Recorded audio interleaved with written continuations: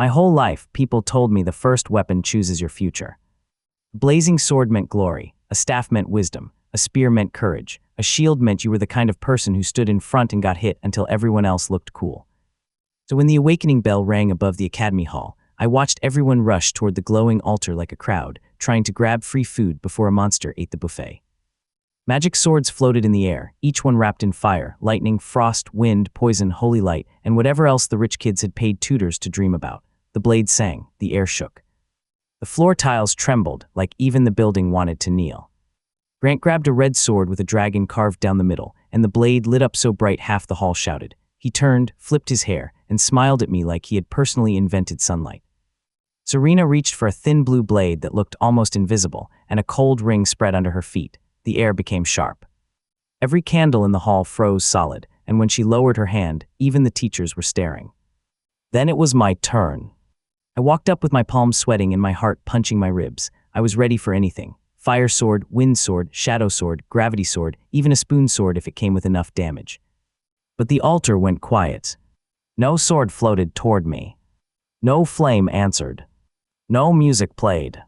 For 3 long seconds, I stood in front of thousands of weapons, and they all acted like I had bad breath. Then something clinked near my foot. I looked down and saw a rusty chain lying beside the altar, half hidden under dust, as if the cleaners had missed it for 100 years. It was thin, ugly, bent in places. The hook at the end was smaller than my thumb. It did not glow. It did not sing. It looked like something used to lock a garden shed. The hall exploded with laughter. Grant laughed the loudest. He pointed his dragon sword at me and said one sentence that made the whole room lose control. He said I had awakened a leash. I wanted to disappear into the floor, but the chain twitched. Not a lot, just enough for the hook to scrape across the stone and tap my shoe. A faint whisper moved through my head, not words exactly, more like an old giant waking up under a mountain and deciding I was interesting enough not to crush. I picked up the chain. The moment my fingers closed around it, a small gray window blinked in front of my eyes. Forgotten chain, pull range 3 feet, pull weight 1 pound. That was it. That was my great power. I could pull a sandwich from across a table if the sandwich was not too heavy. Laughter got worse. Someone dropped to their knees and pretended to beg me not to drag their socks away. Another student threw a copper coin on the ground and told me to try not to strain myself. I did not say anything. I flicked my wrist. The chain snapped out, hooked the coin, and yanked it into my hand. The hall laughed again.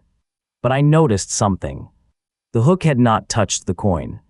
It had grabbed the little shadow underneath it. I closed my fingers around the copper and smiled. Everyone saw garbage. I saw a mistake in the rules. That night while the sword students practiced cutting boulders and making sparks, I sat alone in the storage yard with a bucket of nails, a broom handle, and a loaf of bread. The chain could only pull 1 pound, but it did not care what counted as 1 pound. A single nail was fine, a pebble was fine, a button was fine, a piece of bark was fine. So I started pulling everything. Nails shot across the yard like angry insects. Pebbles bounced off barrels. I hooked the broom handle, pulled one end, and made it spin hard enough to slap me in the face. The bread was my greatest enemy because I pulled it too fast and it exploded into crumbs. After an hour, my hands burned. After 2 hours, I could pull a nail without looking. After 3 hours, I realized I did not have to pull objects toward me. I could pull myself toward objects. The first time I tried it, I hooked a fence post, shouted because I thought it sounded cooler, and launched myself headfirst into the fence. I woke up with hay in my mouth and a new skill message blinking in my vision. Forced pull learned. The chain had laughed at me. I knew it. A weapon should not be able to laugh, but that rusty little snake was enjoying my suffering. So I laughed back. I'm morning I could fly 10 feet sideways, roll under a wagon, yank a pebble into a bucket, and steal a spoon from a sleeping kitchen worker without waking him up. Was that heroic? No. Was it useful? Absolutely. The first combat test came 3 days later. Everyone was sent into a low-level gate that looked like an abandoned theme park designed by someone who hated children. Broken wooden towers rose above muddy paths. Sharp vines curled around fences. Small gray monsters with big teeth watched from the bushes, clicking their jaws like they were deciding which one of us smelled the easiest. The teachers told us the goal was simple. Collect 10 crystal tokens from monsters or treasure nests, reach the exit, and do not die in a stupid way. Grant walked past me with 5 students following him. His sword burned so hot it left glowing footprints. Serena passed without a word, her blue blade floating beside her like a quiet threat. Felix, who had somehow awakened a pouch that produced random snacks, leaned over and whispered that if I survived, he would trade me 2 meat buns for any treasure I found. I told him I would consider it if the meat buns had not come out of a suspicious bag. Then the gate opened. The sword students charged. Fire exploded, ice flashed, wind blades sliced through trees. Everyone screamed attack names they had clearly practiced alone in their rooms. I walked into the mud, swung my little chain, and pulled a toothpick from a monster's mouth. The monster blinked. I blinked. Then I pulled a second tooth. It screamed so loudly, 3 birds fell out of a tree.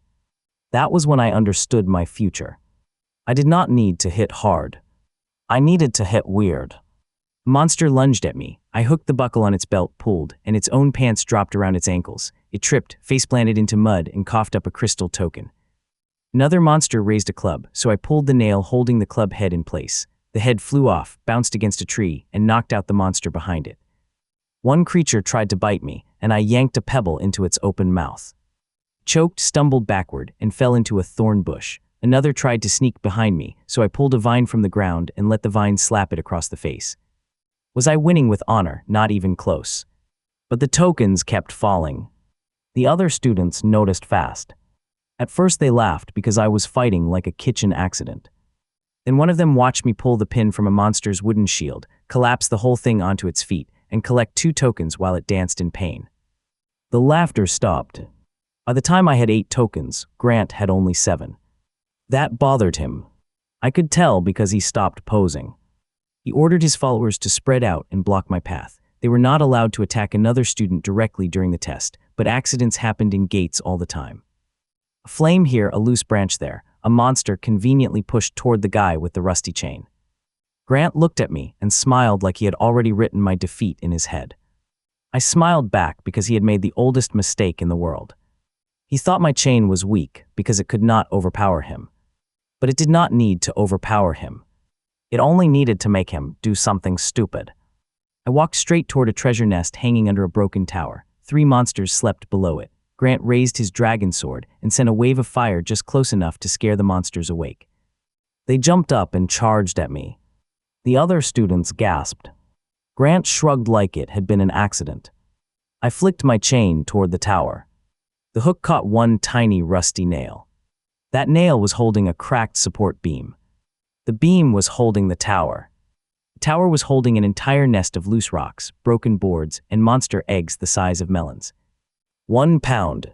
That was all I needed. I pulled. The nail came free. The tower groaned. Grant's smile vanished. Everything collapsed at once. The sleeping nest exploded downward like the sky had dumped a junkyard. Rocks bounced, boards spun, eggs burst open and covered the monsters in sticky yellow slime. The charging creatures slipped, crashed into each other, and rolled straight toward Grant's group. Grant had to jump back so fast, he nearly stabbed one of his own followers. I stepped through the mess, picked up the nest crystal, and reached 10 tokens. The exit gate lit up. For 1 second, I considered leaving quietly. Then Grant shouted that I had cheated. That annoyed me. So I hooked the shoelace on his left boot and pulled. He face-planted into the mud with his dragon sword still glowing in his hand. I walked through the exit while everyone stared. The chain pulsed against my wrist. Pull range increased 5 feet. Pull weight increased 2 pounds. I looked back at Grant, covered in slime, mud, and rage. 2 pounds felt like enough to ruin an empire. After the gate test, the academy changed around me. Not officially, nobody put up a banner saying the trash chain kid was now dangerous, but people stopped tossing coins at my feet. They stopped leaving their boots untied around me. They stopped carrying open drinks when I walked past. Good. Fear was just respect wearing cheap shoes. The teachers still rated me low because my damage output looked pathetic on the measuring stones. Grant kept telling everyone I had won by accident. Serena watched me during practice with narrowed eyes, like she had seen a bug solve a math problem and did not know whether to step on it or study it. Felix kept asking if my chain could pull snacks out of his pouch without making them taste like dust. The answer was yes, but only if I was willing to risk getting a live crab instead of a bun. Felix's pouch had problems. I spent every night training in stranger ways. I pulled sparks from a campfire and made them orbit my fingers. I pulled leaves off trees one by one until I could write my name in falling green pieces. I pulled water droplets from a bucket and shot them like beads. I pulled the loose threads out of an old blanket until it unraveled into a sad pile that looked how I felt before awakening.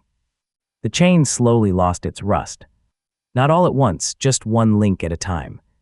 Under the brown flakes was black metal, darker than a moonless sky. Tiny marks appeared on the surface, too small to read, but when I stared at them too long, I heard distant screaming and bells deep under the world.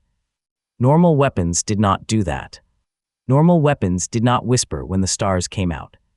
Normal weapons did not pull shadows before objects. I tested that last part until I nearly passed out. A cup had a shadow, I could pull it. A flame had a shadow if the light behind it was stronger, I could pull that too. Sound had no shadow, but the air that carried it moved. If I timed it perfectly, I could hook that trembling air and make a shout bend sideways. When Grant tried to insult me across the yard, I flicked my chain, hooked the vibration of his last word, and pulled it into a squeak. He said I looked like a useless worm, but everyone heard useless cheese. Even Serena laughed once. Just once. It was small, cold, and probably an accident, but I counted it as a win. The next big trial was the falling bridge maze. It was built inside a canyon gate where stone platforms floated above a black drop. The path changed every few minutes, not because it cared about me, but because old magic was terrible at staying still. Students had to cross the maze, collect silver rings hanging in the air, and reach a bell tower on the other side. Magic sword users loved this test. They could blast platforms forward, cut wind currents, freeze stepping stones, and do all the shiny nonsense that made teachers nod like proud grandparents. I had a chain that could pull 2 pounds. Grant looked at the floating maze and laughed. He said I might be able to pull a pebble before I fell. I told him that sounded useful. He did not understand. That was why I was going to beat him. The horn blew. Students leaped onto platforms. Wind roared through the canyon. Rings chimed overhead. Grant shot forward, using bursts of flame from his sword to launch himself like a firework with anger issues. Serena glided across ice bridges, so smooth she looked bored. I stepped onto the first platform and waited. A teacher shouted that hesitation meant failure. I ignored him. I watched the rings. Each silver ring weighed less than 2 pounds. Each ring was connected to a chain. Each chain was connected to a hanging marker. Each marker was connected to the maze's scoring crystal. Everyone else was crossing the maze to reach the rings. I pulled the rings to me. The first ring snapped across the air and slapped into my palm. The second came with it. The third tangled around the fourth and fifth. I swung my chain in a circle, hooked 6 at once, and yanked them down like I was harvesting fruit from an invisible tree. The canyon filled with ringing. Students stopped mid-jump. Grant shouted that I was not allowed to do that. The teachers looked at each other because the rules had said collect the rings. They had not said go to the rings. No hidden trick, no special exception, just bad imagination. I had 12 rings before most people had 2. Then the maze decided it hated me too. A platform cracked under my feet. The stone tilted, the black drop opened below me. For half a second, my stomach became a bird and tried to fly out of my mouth. I threw the chain upward. The hook caught a ring still hanging above me. 2 pounds was enough to pull the ring down, not enough to lift my body. So I did not pull the ring. I pulled the tiny metal pin, holding the ring to its chain. The ring popped loose, the chain whipped downward, and I grabbed it with both hands. My body swung under the platform like a spider who had made several bad choices. Everyone screamed. I laughed because screaming would waste air. I used forced pull on the next platform, shot sideways under the maze, kicked off a stone wall, hooked another hanging ring, and swung again. Suddenly the test was not a bridge maze. It was my playground. I flew under platforms, around platforms, between platforms. I pulled loose stones to change my momentum. I yanked broken chains and used them as extra ropes. I hooked the shadow of Grant's fire blast and dragged it sideways, making him spin in the air like a burning pinwheel. He landed on a platform, dizzy and furious. I landed beside him. He raised his dragon sword. Attacking a student directly during the trial meant instant disqualification if a teacher saw it. So I smiled and stepped closer. Grant hated that. He swung anyway. The blade stopped an inch from my face. My chain had wrapped around the small charm hanging from his sword hilt. It was not the blade. It was not heavy. It was just a little charm shaped like a dragon tooth. But that charm controlled the flame channel. I pulled. The charm snapped off. The dragon's sword coughed. All the fire in the blade rushed backward into the hilt and exploded into a cloud of smoke. Grant flew off the platform, spinning, coughing, and shouting my name in a way that sounded less like anger and more like panic. I caught his belt with my chain before he fell too far. For one dramatic second, he dangled over the abyss by his waist while the whole academy watched. Then I pulled him back and dropped him on the platform.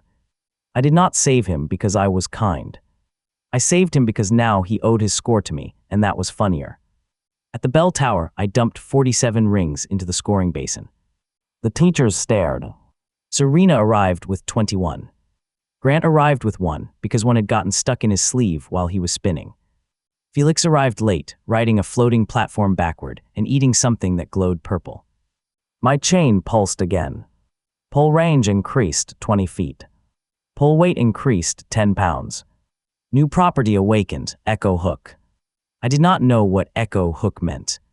I found out that night when Felix gave me an apple and asked me to pull it from across the table. I flicked the chain. The hook touched the apple's shadow. The apple jumped into my hand. Then another apple fell from the air. Felix stared at it. I stared at it. The apple stared back in the way apples do when they know they have become a problem. Echo Hook had not duplicated the apple exactly. It had pulled the memory of the apple's last position, the little leftover imprint the world had not cleaned up yet. A normal person might have thought, good, I can make 1 extra apple. I thought, how many explosions can I make out of trash? The answer was a lot. I started small. 1 pebble became 2, 2 became 4 if I pulled the echoes fast enough. The copies faded after a minute, but a minute was enough time to throw them, stack them, trip over them, or make someone deeply regret standing under them. Then I tried nails. 1 nail became a rain of nails. Then I tried coins. 1 coin became a glittering storm that made Felix fall to his knees and call me the richest poor person alive. The coins faded before he could spend them, which made him the poorest happy person alive. Then I tried chain links. The chain did not duplicate itself. It multiplied its reach. A ghostly second hook appeared beside the first, then a third. They were faint, black, and smoky, but they moved when I moved. I swung my arm and 3 hooks sliced through the air like hungry fish. The chain whispered again. Bind what strikes, drag what hides, pull what heaven forgot. That last part bothered me. Heaven forgot a lot of things, dust on top of shelves, birds after they flew too high, my birthday once when I was 8. I wondered what kind of weapon talked like the sky had misplaced something important. The academy library had old relic records, so I went there after midnight, not because it was forbidden. Because the daytime library was full of students pretending to study while secretly watching me to see if I would pull their chairs out. The oldest shelves smelled like dry leaves and lightning. I searched for chain weapons, binding weapons, forgotten relics, anything with a hook. Most books called chains low-tier tools for traps, restraint, or construction. Then I found 1 page glued between 2 unrelated chapters. It showed a black chain wrapped around a creature, shaped like a mountain with eyes. The caption was half burned, but I could read enough. Before swords named kings and staffs named sages, the first chain bound a god beneath the falling star. I closed the book slowly. I did not want a god weapon. That sounded like responsibility, and responsibility usually meant getting blamed for damage someone else caused. But the chain warmed on my wrist. The marks across its links glowed faintly. Then every candle in the library bent toward me. Not the flames, the shadows. The shadows stretched from tables, chairs, shelves, and books, and for 1 second they all looked like chains. Something under the floor answered with a deep, sleeping pulse. I decided that was enough studying. The next morning, the academy announced the Silver Dungeon Expedition. Only the top students could enter. The dungeon was a full-scale battlefield, not a school test. Treasure, monsters, traps, unstable magic storms, and real consequences. Everyone who cleared it would earn a path into high-level gates. Grant was invited. Serena was invited. I was not. The teacher said my performance was creative but unreliable. My chain was tricky, not powerful. The expedition needed people who could destroy threats, not irritate them. I looked at the list. My name was missing. Grant smiled so hard I thought his face might crack. Serena said nothing, but her eyes shifted to my chain. Felix offered me a sympathy bun. It had teeth marks in it. I refused. For 1 minute, I considered arguing. Then I remembered something better than permission. Trouble. Trouble always found people like Grant, because people like Grant walked around wearing confidence like a giant target. That evening, while the expedition team gathered outside the Silver Dungeon, a group of masked thieves appeared from the trees. They had been waiting for the students to bring expensive weapons and supplies. They thought a bunch of teenagers standing near a gate would be easy prey. They were not recurring people, so I never learned their names. They were just bad decisions with knives. I was sitting on the wall nearby, eating a normal apple, watching Grant brag about how he would clear the dungeon before sunset. The first thief threw a smoke bomb. The second threw a net. The third rushed Serena from behind. I could have waited. I could have let the invited heroes handle it. But I had been in a bad mood since breakfast. My chain snapped out. The hook caught the tiny metal ring on the smoke bomb before it hit the ground. I pulled it upward, duplicated its echo, and suddenly 3 smoke bombs burst above the thieves instead of the students. The thieves vanished inside their own cloud. I pulled the net's corner, multiplied it twice, and dropped 3 nets back into the smoke. There were thuds, curses, and one extremely sad sneeze. The thief behind Serena raised a dagger. I hooked the dagger's reflection in Serena's icy blade, pulled, and the weapon flew out of his hand before he knew his sneak attack had been noticed. Then I pulled his belt. Never underestimate the belt. A person can recover from losing a dagger. Nobody recovers gracefully from losing their pants during an ambush. The smoke cleared. 8 thieves lay tangled in 3 nets, covered in their own powder, some with pants around their ankles, all making the kind of noises people make when they realize crime has become embarrassing. I jumped down from the wall. Grant glared at me. The teachers stared at the thieves. Serena looked at the chain. Then the dungeon gate behind them cracked open by itself. Something had heard the smoke bomb blast and forced its way out. A silver-furred beast the size of a house stepped through the gate. It had 6 legs, antlers made of crystal, and a mouth full of teeth shaped like broken glass. The ground froze beneath its paws. The invited team scattered. Grant raised his dragon sword, but the flame flickered in the beast's cold aura. Serena cut 3 ice blades across its face, but the strikes bounced off. The teachers shouted orders. The beast lowered its antlers and charged straight for the tied-up thieves. I sighed. Of course. Even monsters hated criminals. I threw my chain at the beast's antlers. The hook caught 1 crystal branch. 10 pounds was nothing against a house-sized monster. It dragged me forward, my boots carving lines in the dirt. Everyone shouted for me to let go. But the chain had taught me something.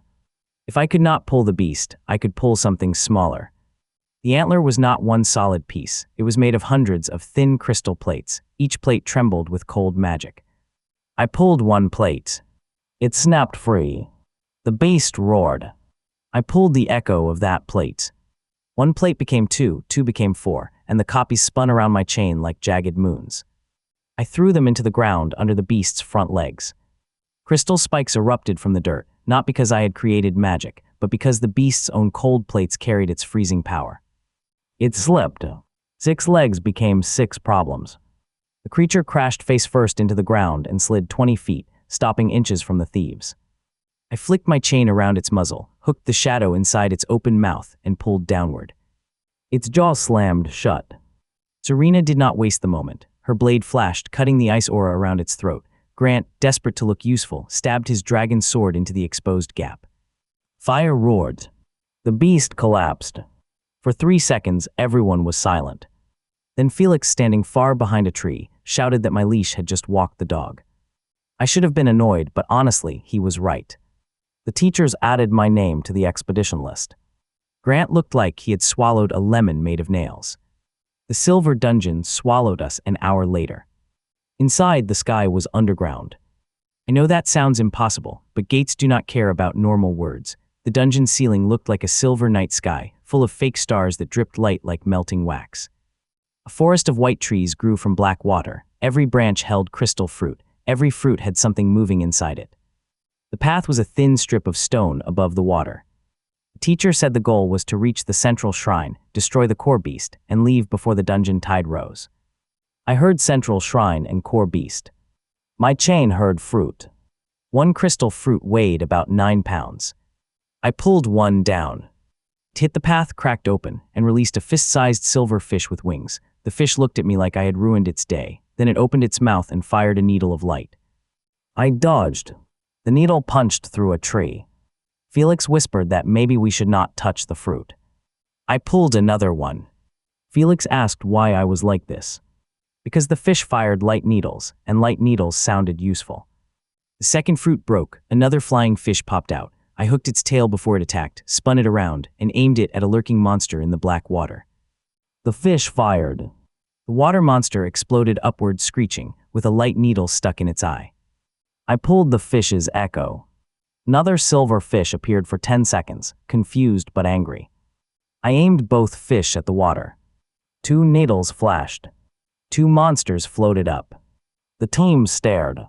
I had discovered dungeon fishing. For the next half hour, we moved through the forest while I used angry flying fish like temporary laser turrets. Serena cut down anything that got close. Grant burned vines.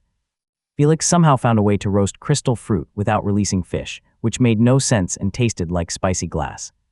Then the dungeon tide rose. Black water climbed over the pass. The teacher shouted for everyone to run. Running was the obvious answer. I hated obvious answers because everyone else was already using them. I hooked a crystal fruit high above us and pulled myself upward. My body shot into the branches. Then I hooked another branch, then another, swinging above the flooded path while the others splashed below. The water monsters followed the noise. Their long backs cut through the black water. Grant shouted at me to help instead of showing off. So I helped. I pulled fruit after fruit, but I did not let them crack on the ground. I swung them together in midair, duplicated their echoes, and made a ridiculous floating pile of crystal fruit above the water. Then I yanked the smallest stems from all of them at once. They fell. Dozens of fruits smashed open. Dozens of silver fish burst out angry enough to start a tiny war. Every fish fired at the first thing it saw. The water lit up like a storm of needles. Monsters shrieked, the path cleared. The team ran through the chaos while I swung overhead, laughing so hard I almost missed my next branch. At the central shrine, the core beast waited.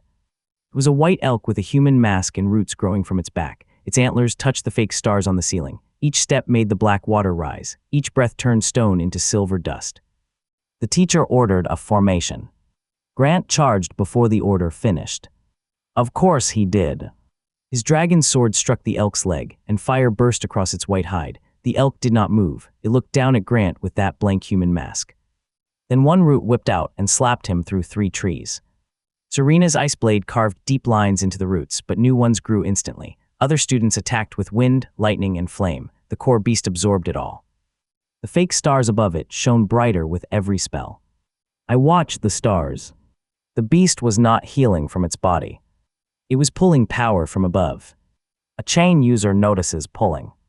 I looked at the fake sky, then at the roots on the elk's back, then at the tiny silver threads connecting the antlers to the stars. The threads were thin. Less than 10 pounds of resistance each. I threw my chain upward. The hook caught one thread. The chain went cold. Images flashed in my head, a giant hand, a black chain wrapped around a burning planet, a god screaming as something dragged it below the earth. The elk turned its mask toward me. It had no eyes, but I felt it see me. I pulled. One silver thread snapped. The elk staggered. The fake star above it went dark. Everyone noticed. Serena shouted my name. Grant crawled out of broken trees and shouted something less useful. The elk charged me. Good. Enemies charging me made planning easy. I ran straight toward it. A root stabbed at my chest. I hooked the root's shadow and pulled myself under it. Another root swept my legs. I jumped, pulled a fallen crystal fruit echo into existence under my foot, kicked off it, and flipped over the next strike. Was it graceful? No. Was it cool from a distance? Absolutely. I threw the chain again and again. 1 thread snapped, 2, 5, 10. The elk roared without a mouse. The fake stars flickered. Then the beast did something smarter. It lowered all its antlers and connected to every star at once. Hundreds of silver threads blazed bright. The dungeon ceiling began raining light spears. Students screamed and scattered. The teacher raised a barrier that cracked instantly. Serena sliced 3 spears from the air, but there were too many. I had 20 feet of range and 10 pounds of pull. The sky had hundreds of star threads. So I stopped trying to break them one by one. I hooked one thread, pulled its echo, and made a duplicate thread beside it. Then I crossed the duplicate around another thread. Then another. Then another. Within seconds, I was not cutting the elk's power. I was braiding it. The silver threads tangled above the beast's antlers. The more power it pulled, the tighter the knot became. The fake stars kept feeding energy, but the energy had nowhere clean to go. The elk froze. Its antlers bent under the pressure. I jumped onto its back. Grant shouted that I was insane. That was fair. I wrapped my chain around the tangled star threads and pulled downward with forced pull, not trying to drag the sky, just trying to drag myself and the knot into the same place. The chain links turned black and bright at the same time. The old marks burned across my wrist. New property awakened, bind reversal. The knot snapped tight. All the energy the elk had pulled from the star's reverse direction. The fake sky punged itself. A column of silver light crashed down onto the core beast, blasting roots, antlers, mask, and shrine into a storm of dust. I flew out of the blast, hit the black water, bounced because the water had turned solid for some reason, and rolled to Serena's feet. She looked down at me. I gave her a thumbs up because speaking felt too ambitious. The dungeon core cracked. Treasure spilled out of the shrine. The time cheered. Grant did not. He stood near the broken trees, covered in bark, staring at me like I had stolen the ending of his favorite dream. The teachers had to admit I had carried the clear. My chain pulsed. Pull range increased 100 feet. Pull weight increased 100 pounds. New property awakened, chain field. When we returned to the academy, everything got louder. Students who had laughed at me now wanted advice. Teachers who had ignored me now wanted reports. Weapon dealers wanted to inspect my chain. One tried to buy it by offering me a vault of gold and a sword made from phoenix bone. The chain wrapped itself around my arm and tightened until the man backed away. Apparently, it did not like being compared to a sword. Grant challenged me to a public duel 3 days later. He said the dungeon had been luck, that I hid behind tricks, and that in a clean arena, a true weapon would expose a fake one. He said this in front of half the academy. I could have refused. But evil people, arrogant people, and stupid people all share one weakness. They hate being ignored. So I asked him if he needed 3 days because his sword was still coughing smoke. The duel became the biggest event of the season. The arena was circular, surrounded by stone seats and protective barriers. Students packed every row, teachers stood nearby. Felix sold snacks from a tray and somehow made more money than the academy charged for enrollment. Serena watched from the front row, arms crossed, eyes sharp. Grant entered with his dragon sword repaired and glowing brighter than ever. He had learned new flame techniques, or at least new poses. His sword left arcs of red light as he swung it. Fire curled around his shoulders like wings. I entered with my chain wrapped around one wrist and a pocket full of pebbles. Grant laughed. The crowd laughed with him, but not as confidently this time. The signal rang. Grant exploded forward. His sword carved a river of flame across the arena floor. I pulled a pebble from my pocket, duplicated it into 20 echoes, and scattered them in front of me. The flames hit the pebbles, bounced around their tiny shadows, and broke into sparks. Grant slashed again. I hooked the arena sand, pulled a thin line beneath his foot, and made him slide half an inch.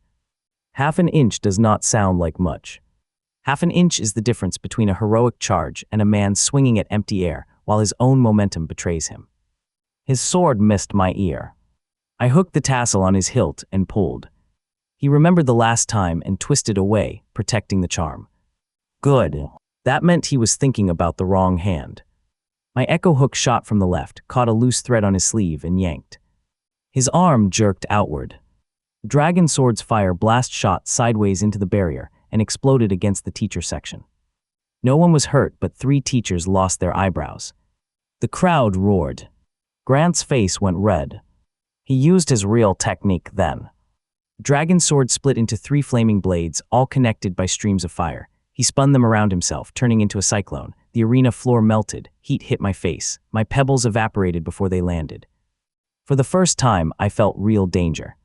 100 pounds of pull did not matter if anything I touched burned away. So I stopped touching the fire. I touched its fuel. The dragon sword was drawing flame from the heated air around Grant. Every spin pulled oxygen inward. Every slash fed the blaze. I I could not pull air easily, but I could pull dust, ash, sparks, sweat, loose sand, tiny grains of melted stone, all the little things swirling in that cyclone. I swung my chain in a wide circle. Chain field awakened. Black rings spread from me across the arena floor. Every small object in range answered. Sand lifted, dust lifted, broken pebbles lifted, hundreds of tiny pieces spun around my chain. Then I pulled them all inward. The cyclone choked. Grant's flame sputtered as the air around him filled with grit. He coughed, lost rhythm, and for one beautiful second, his 3 flaming blades pointed in 3 different directions like confused traffic signs. I stepped through the weakening fire. He swung at my head. I ducked and hooked the shadow under his sword. Not the sword. The shadow. The chain sank into it like the arena floor was water. I pulled. Grant's sword arm slammed downward, pinning the dragon blade to the ground through its own shadow. He tried to lift it. He could not. The sword roared, flames bursting upward, but the shadow stayed nailed to the stone. I walked behind him. He shouted that I should fight fair. I said fair was what people complained about when clever failed them. Then I pulled his boots together. He fell backward. The sword ripped free and flew up, but I was already moving. I hooked his belt, his sleeve, the tassel, the charm, the sweatband around his wrist, and the tiny buckle on his training harness. 6 hooks reel and echo, snapped tight. I yanked upward. Grant rose into the air like a very angry puppet. The crowd went silent. I swung him around once. Not hard enough to hurt him badly. Just enough to make the message clear. Then I dropped him gently outside the ring. He landed in Felix's snack cart. Purple buns flew everywhere. The judges declared my win, while Felix screamed about damages and tried to sell the buns anyway. Grant staggered up, humiliated beyond reason. His eyes went wild. He raised his sword again, even though the duel was over. The barrier was down. The crowd was exposed. For a moment I saw what he wanted to do. Not kill me maybe, but scare me, burn the space near me, make everyone remember his power. He swung. A fire arc shot toward the front row. Serena was there. So were dozens of students. My chain moved before my thoughts did. Bind what strikes. The fire arc had attacked outside the duel. It carried Grant's hostile will clear as a bell. The chain wrapped around the flame itself. The whole arena went dark for half a heartbeat. I pulled. The fire arc folded backward, compressed into a burning knot, and slammed into the ground at Grant's feet. The blast threw him backward, not into the crowd, but into the arena wall where he stuck halfway through a banner. The teachers rushed in. City guards took him to a holding cell before he fully understood what happened. I did not celebrate. Not because I felt bad. Because my chain had grown heavier. Not in my hand. In the world. For 1 second when it caught that flame, I felt something enormous on the other end. Something far away had noticed the chain was awake. That night, Serena found me on the academy roof. I was pulling stars. Not real stars, I was not that insane yet. I was pulling the reflected dots of light from puddles left after rain. Each little reflection slid across the water when I moved my fingers. It was relaxing in the same way juggling knives might relax a person with bad judgment. Serena stood beside me and said my chain was not low tier. I told her she had incredible observation skills. She ignored that and asked what it really was. I looked at the black links wrapped around my wrist. I thought about the burned page in the library, the mountain-shaped god, the falling star. I told her I did not know yet. That was only half true.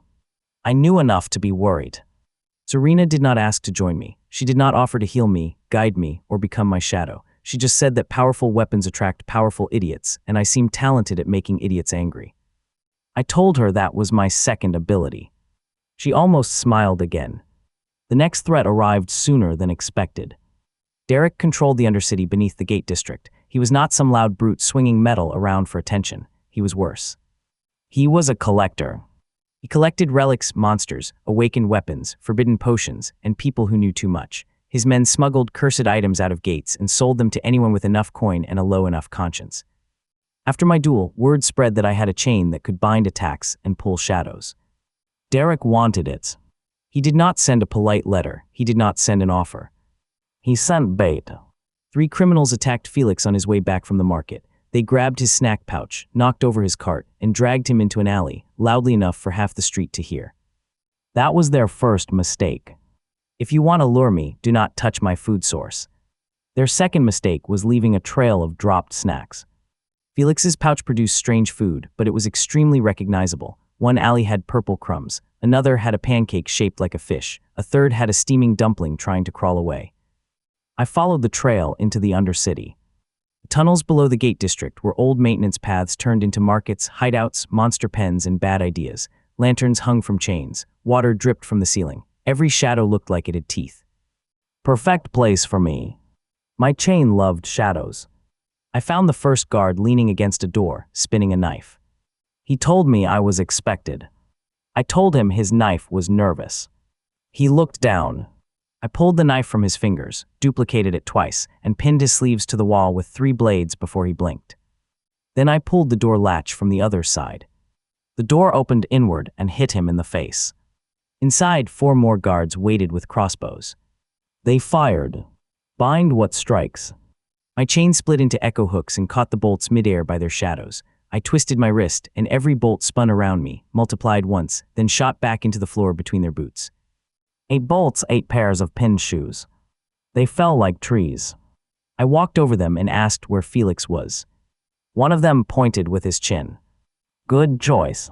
I reached a chamber full of cages, stolen relics, and captured gate beasts. Felix hung upside down from a rope, still clutching half a meat bun between his teeth. Derek stood beneath him. He was calm, that made him more dangerous than Grant. He wore a plain dark coat, no glowing sword, no dramatic horns, no bulky gear. His power came from a black glass sphere floating above his palm. Inside it, shadows crawled like trapped smoke. Derek said my chain would be wasted on someone who used it to humiliate students. I said he had kidnapped a snack merchant, so maybe he should not lecture me about waste. He smiled and released the sphere. The shadows inside it poured across the floor and formed a giant hand. Not a copy of me, just a huge crawling hand made of darkness and bad intentions. It slammed toward me. I dodged by pulling myself to a cage bar. The hand crushed the floor where I had stood. Stone exploded. Caged monsters screamed. I hooked the hand's edge.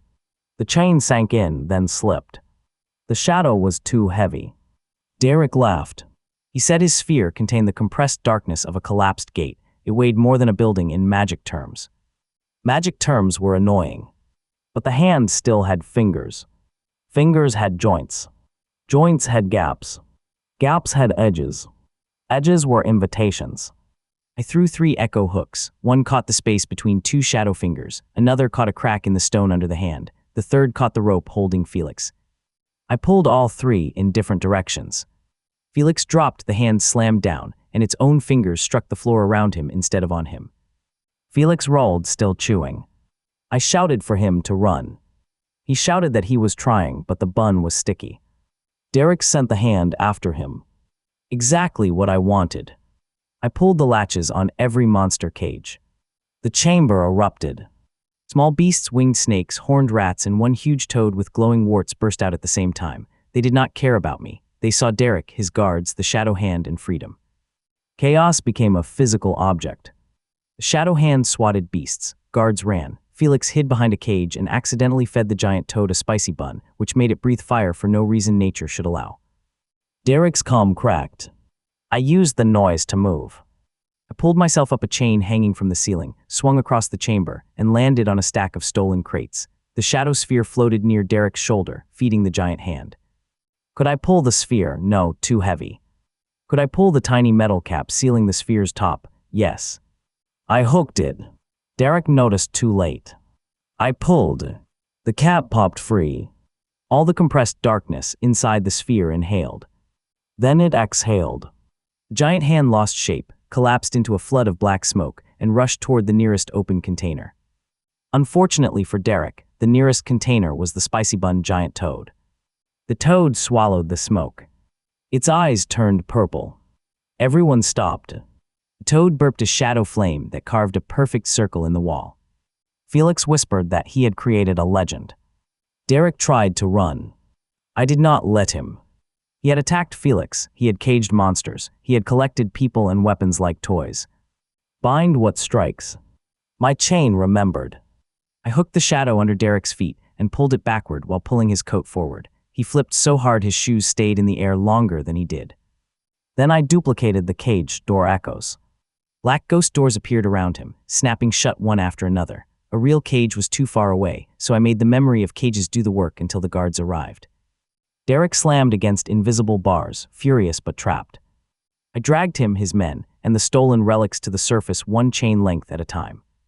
City guards stared as I delivered a criminal collector wrapped in phantom cage doors, followed by Felix riding a purple-eyed fire shadow toad while holding his snack pouch like a sacred treasure. The Undercity incident made me famous outside the academy. Not beloved. Famous.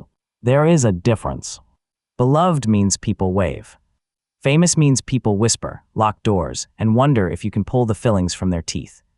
For the record, I had not tried. Yet. Derek was locked away, but his collection left behind clues. Among the stolen relics was a black stone tablet covered in the same tiny marks as my chain. The guards gave it to the academy because nobody else wanted to touch it. The teachers gave it to me because it screamed whenever anyone else got close. Great. A screaming rock, my life was improving. When I touched the tablet, the chain wrapped around it and the marks flared. A vision hit me so hard I dropped to one knee. I saw a battlefield floating above the world, not in space exactly, higher than clouds, lower than stars, where broken islands drifted in dark wind. Giant shapes fought there, too huge to understand. One had wings made of storms, one had a ring of burning moons circling its head, one had a body of white stone and a mouth that opened into night. Black chains rose from below and wrapped them all. A voice like mountains breaking whispered one idea into my bones. The chain was not made to pull objects. Objects were practice. It was made to pull pride.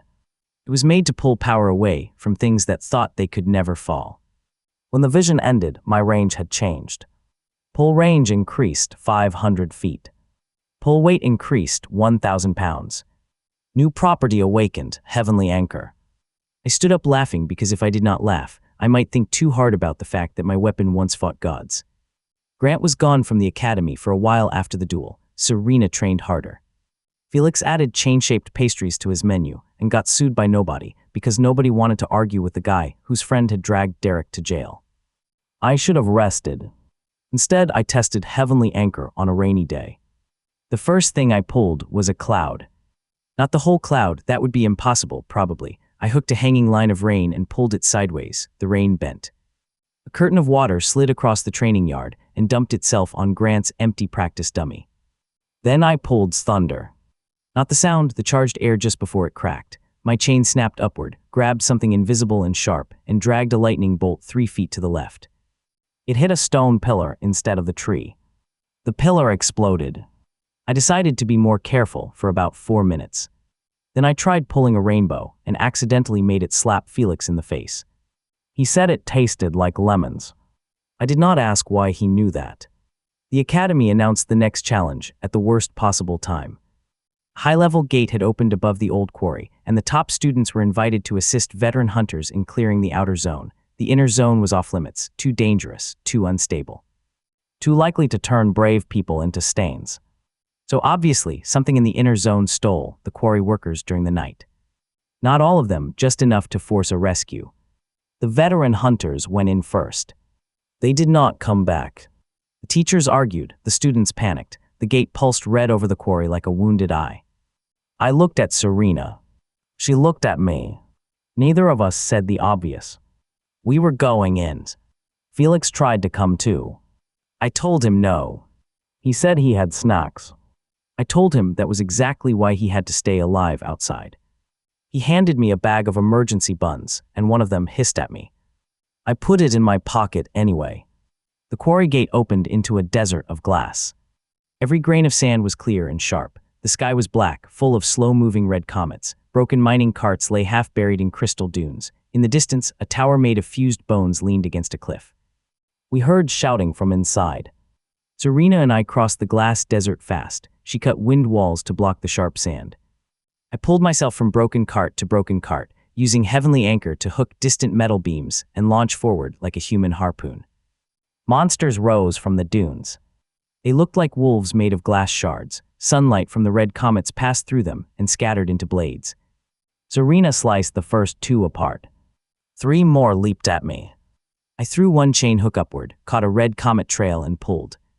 I did not pull the comet, not yet. I pulled the dust falling from its tail. A stream of burning red powder rained down like spicy glitter from space. The glass wolves looked up at exactly the wrong time. The powder hit them and heated their bodies unevenly. Glass cracked. They shattered mid-leap, spraying pieces everywhere.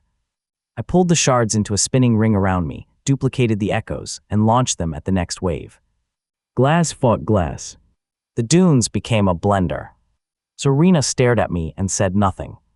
I told her I was being resourceful. She said resourceful was one word for weaponizing sky dust. At the bone tower, we found the missing workers tied to stone pillars by red crystal vines. The veteran hunters were there too, unconscious but alive. Above them hung the gate boss. It looked like a scorpion made from a cathedral. Huge stone claws, a body of bone arches, a tail ending in a red crystal spear that dripped molten glass. The boss clicked its claws, and the dunes outside answered. Thousands of glass wolves began crawling toward the tower. We had minutes. Serena cut the vines around the workers, but every vine regrew from the pillars. I tried pulling them, but the vines were rooted deep in the tower's magic, too heavy, too connected. Then one worker whispered that the scorpion only trapped people after they attacked it. It fed on retaliation. The veteran hunters had charged in, struck its shell, and the vines swallowed them. I looked up at the boss. It lowered its tail at me. So it wanted me to hit first. No thanks. I sat down. Serena looked at me like I had finally broken. The boss clicked louder. I took out Felix's emergency bun. It hissed. I threw it near the scorpion's foot. The bun sprouted tiny legs and ran in circles. The boss stared at it. The bun bit the boss's claw. Technically, I had not attacked. The bun had chosen violence. The scorpion slammed its claw down, trying to crush the bun. The moment it struck first, my chain burned black. Bind what strikes. I hooked the impact itself. Not the claw, not the stone, the impact. It was a burst of force spreading through the floor, a ripple, a wave, and my chain grabbed it like a rope. I pulled the impact sideways. The force that should have crushed the bun shot across the floor and slammed into the red crystal vines instead. The vines cracked. Serena understood immediately. She stopped cutting and started provoking. Ice shards flew near the boss, never touching it, always close enough to annoy it. I pulled pebbles against its feet. I dragged shadows across its eyes. I made echo chains flick its tail like a child bothering a sleeping cat. The boss lost patience. It struck again and again. Every time I caught the impact and redirected it into the vines, the pillars, the tower supports, and finally its own legs. The workers got free. The hunters woke up. The glass wolves reached the entrance. Now we had a different problem. A tidal wave of monsters poured into the bone tower. I had 1,000 pounds of pull and 500 feet of range. The tower was made of bones. Bones had joints. I grinned. Serena saw my face and stepped away. Smart. I hooked every weak joint I could see. Chain fields spread through the tower like black lightning. Echo hooks multiplied until the air around me looked like a nest of snakes. Then I pulled. The bone tower folded. Not collapsed, folded. The arches bent inward, the ribs curved. The outer walls curled around the entrance like a giant hand closing into a fist. Hundreds of glass wolves slammed into the sudden bone cage and shattered against each other. The scorpion boss tried to leap away. I hooked its tail spear. Too heavy. I hooked the molten glass dripping from the spear. Light enough. I pulled the drip into a line, duplicated its echo, and wrapped glowing glass threads around the boss's own legs. Then I redirected one more impact from its claw into the glass web. The web tightened. The boss tripped. Serena moved like blue lightning. Her sword cut the exposed joint under the boss's head. I pulled the joint open. She stabbed through. The scorpion cathedral collapsed into red dust. Outside, one of the red comets drifted across the black sky. My chain tugged toward it. I tugged back. Not yet, I thought. The chain pulsed like it was disappointed in my restraint. When we returned with the workers and hunters alive, nobody mocked me again in public. That was nice for about a day. Then the invitations started. High-level teams wanted me, weapons schools wanted me, guilds wanted me, rich collectors wanted me, cursed relic researchers wanted me, which sounded like a fast way to become a cursed relic. I refused most of it. Not out of humility. I just did not want people telling me how to use a weapon they had called trash 2 weeks earlier. Serena began challenging me to sparring matches at dawn. She did not talk much. She did not flatter me. She simply attacked from impossible angles until I either learned or got frozen to a wall. I learned fast. My chain became more than a tool. It became extra senses. I felt tension in the air before attacks landed. I felt the weight of hidden weapons. I felt when someone looked at my back too long with bad intentions. If a person wanted to strike me, their shadow leaned toward me before their body moved. Derek's old allies tested that. One night, 6 assassins entered my room through the window, the ceiling, and somehow the laundry chute. I was awake before the first foot touched the floor. The chain flicked out under my blanket. I pulled the ceiling hook, the curtain rod, the bed frame, the water cup, the door latch, and the assassin's own shoelaces all at once. The room became a disaster orchestra. One assassin got wrapped in curtains. Another tripped into the water cup, which should not be possible but happened because I pulled the cup into his knee at the perfect angle. A third fell through the laundry chute he had just crawled out of, which felt like justice. 2 got pinned to the wall by their own daggers. The last one froze with a blade at my throat. I looked at him. He looked at me. I pulled the pillow behind his head. It smacked him forward into my headboard and knocked him out. By sunrise, I had delivered all 6 to the guards, tied together with duplicated curtain rods and a note that said they broke my window. The guards asked if I wanted to press charges. I said I wanted a new window. Felix said I should start charging criminals for delivery. I told him that sounded dangerously close to a business idea, and business ideas made people say boring words until my soul fell asleep. I wanted none of that. The assassins carried a black ember mark on their wrists. Serena recognized it from gate rumors. It belonged to a group that worshipped fallen celestial beasts. They believed meteor cores could turn humans into something higher. They had been buying relics from Derek before his arrest. And they had found a meteor egg. Not an actual egg. That would have been too normal for my life. It was a chunk of star metal buried in a gate crater, pulsing like a heart. If it hatched, the rumors said it would birth a sky beast that could swallow a city district. The Ember Group planned to wake it. The Academy wanted to send a full expedition. I did not wait. Waiting gave dramatic villains time to stand in circles and chant. I hated chants. I took Serena because she already knew too much to pretend she was not involved. Felix followed us for 6 blocks before I noticed. He said he had packed snacks and emergency anti-meteor sauce. I asked why sauce would help. He said we would find out together.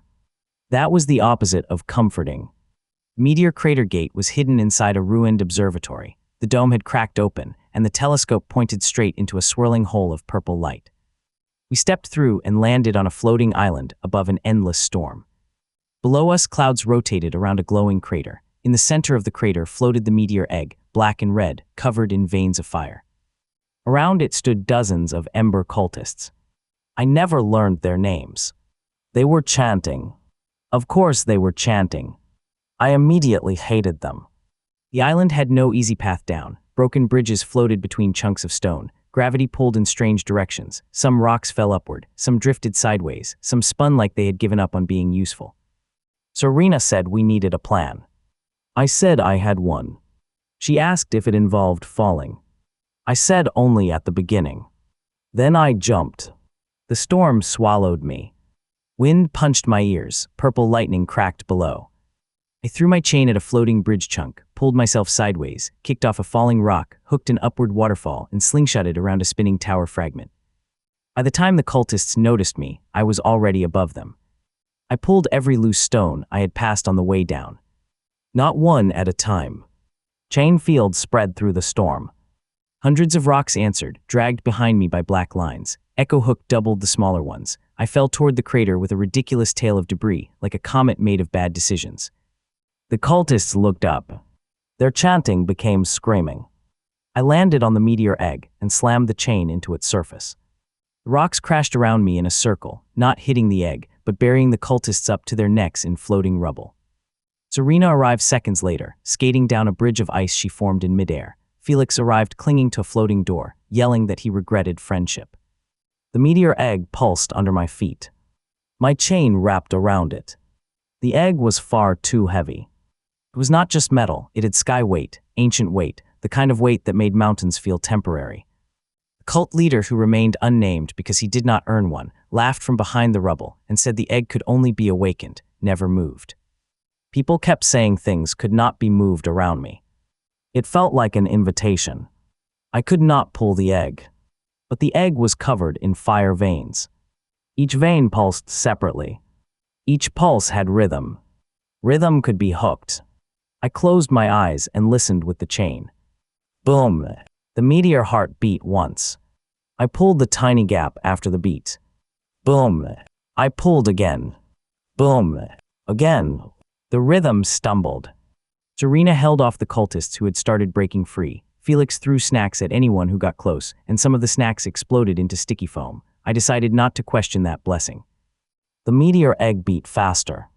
I pulled the gaps harder. The chain marks burned black across my arm, up my shoulder, across my chest. I felt the old weapon waking link by link. New property awakened, mass denial. The egg suddenly felt lighter. Not light, never light, but less certain about being heavy. I grinned. The cult leader's laugh died. I pulled. The meteor egg rose 1 inch. The entire floating island screamed. Cracks ripped through the crater, lightning bent toward us, the storm below opened like a mouth. I pulled again. The egg rose 3 feet. Every cultist fell silent. I pointed at the storm below and told the egg to go take a bath. Then I yanked the chain downward. Meteor egg dropped through the crater floor, dragging fire, stone, and half the ritual circle with it. The storm swallowed it. A red flash lit the clouds from within. The shockwave launched everyone upward. I hooked Serena's wrist with an echo chain, Felix's belt with the real chain, and a floating rock with my foot somehow. We swung through the blast, spinning around each other like the world's worst festival ride. The cultists landed in piles of rubble, stunned, burned, and very available for arrest. The meteor egg did not hatch. It sank deep into the storm sea below the gate, where its fire veins cooled into black stone. But something else happened. When the egg fell, a tiny shard broke off and stayed in my chain. A star ember lodged between 2 black links. Pull range increased 1 mile. Pull weight increased 10 tons. New property awakened, star leash. Felix looked at the glowing shard in my chain and asked if I could now pull the moon. I said no. The chain tugged upward. I said probably no. Serena told me never to try that sentence near her. After the meteor crater, my life turned into a series of people making terrible choices near me.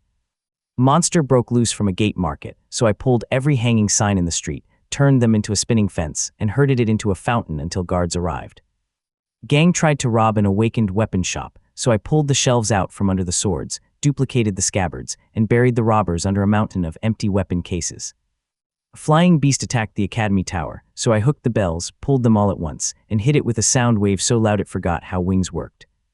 Every time someone evil swung first, the chain punished harder. Every time I used it, the black links felt less like a weapon and more like an old memory remembering my name. Grant returned from his punishment weeks later. He looked different. Less loud, more dangerous. His dragon sword had been reforged into a darker flame blade. He did not challenge me in public this time. He did not mock my chain. He waited until a city gate overflowed. The gate opened in the middle of a festival street, vomiting out ash beasts with burning eyes. People ran, stalls overturned, lanterns caught fire. Serena was across the district. Felix was trapped behind a collapsed snack stand, which was exactly where Felix would be during disaster. I dropped from a rooftop into the street, chain already moving. Ash beasts lunged at civilians. I pulled lantern ropes, tent poles, dropped buckets, spilled water, broken cartwheels, anything within a mile that weighed under 10 tons once mass denial kissed it. The street became my weapon. A bucket flew into a beast's mouth. A cartwheel clipped another's legs. Lantern ropes wrapped around burning throats. I pulled water from a fountain in separate streams and used echo hook to multiply the spray until rain fell sideways through the street. The ash beasts hissed as water hit them. I grabbed a whole fountain statue with star leash, ripped it from its base, spun it around my chain, and used it like a stone hammer to knock 3 beasts back into the gate. Then Grant appeared. Not to help. He walked through the smoke with his dark flame sword raised, eyes fixed on me. He had chosen the moment perfectly. Monsters everywhere, civilians screaming, teachers too far away. If he attacked me in the chaos, he could call it confusion. He swung his dark flame blade. The attack came straight for my back. My chain felt it before I saw it. Bind what strikes. I turned, but instead of catching the flame, I let it pass close enough to burn my sleeve. Grant's eyes widened. He thought I had missed. I had not. I had hooked the fear behind the attack. For the first time, I understood what the tablet meant. The chain could pull pride, it could pull weight, it could pull impact. And when someone attacked from cowardice, that feeling left a hook point. I pulled. Grant froze. His dark flame sword dimmed as the courage he pretended to have drained out of his stance. He stumbled, suddenly seeing the burning street, the monsters, the civilians, the people he could have hurt. I did not humiliate him. Not this time. I grabbed him by the collar with the chain and threw him into a charging ash beast. He screamed, swung by instinct, and cut it clean in half. I pulled him back before the next one hit. He stared at the dead beast, then at me. I said if he wanted to swing a sword, there were plenty of actual enemies. For once, he listened. Grant fought beside me during the festival overflow, not because we were friends, but because the street left him no room to be useless. I pulled ash beasts into his sword. He burned them. Serena arrived and froze the gate edges. Felix, from under his collapsed stand, threw snacks that exploded into foam and trapped beast legs. We cleared the overflow in 12 minutes. The city cheered. Grant did not apologize. But when guards asked who had caused part of the fire damage, he pointed at the ash beasts instead of me. That was probably the closest thing to growth he could manage. My chain pulsed after the fight. Pull range increased 5 miles. Pull weight increased 100 tons. New property awakened, celestial drag. That night, I climbed the academy tower alone. The sky was clear. Stars glittered above the city like someone had spilled salt on black velvet. My chain lifted from my wrist, link by link, pointing upward. The star ember between the links glowed red. I felt things moving above the atmosphere. Small stones, cold iron fragments, dead comets, dust rings. Not stars, not planets. But enough. I raised my hand. A tiny streak of light crossed the sky. I hooked it. The chain stretched upward, vanishing into the night. The streak bent. My knees buckled. For one terrifying second, the entire sky felt attached to my wrist. Then the object fell. It was no bigger than a fist by the time it hit the training yard, but it landed with a boom that shattered every window on the east side of the academy. A smoking meteorite sat in the crater, glowing red.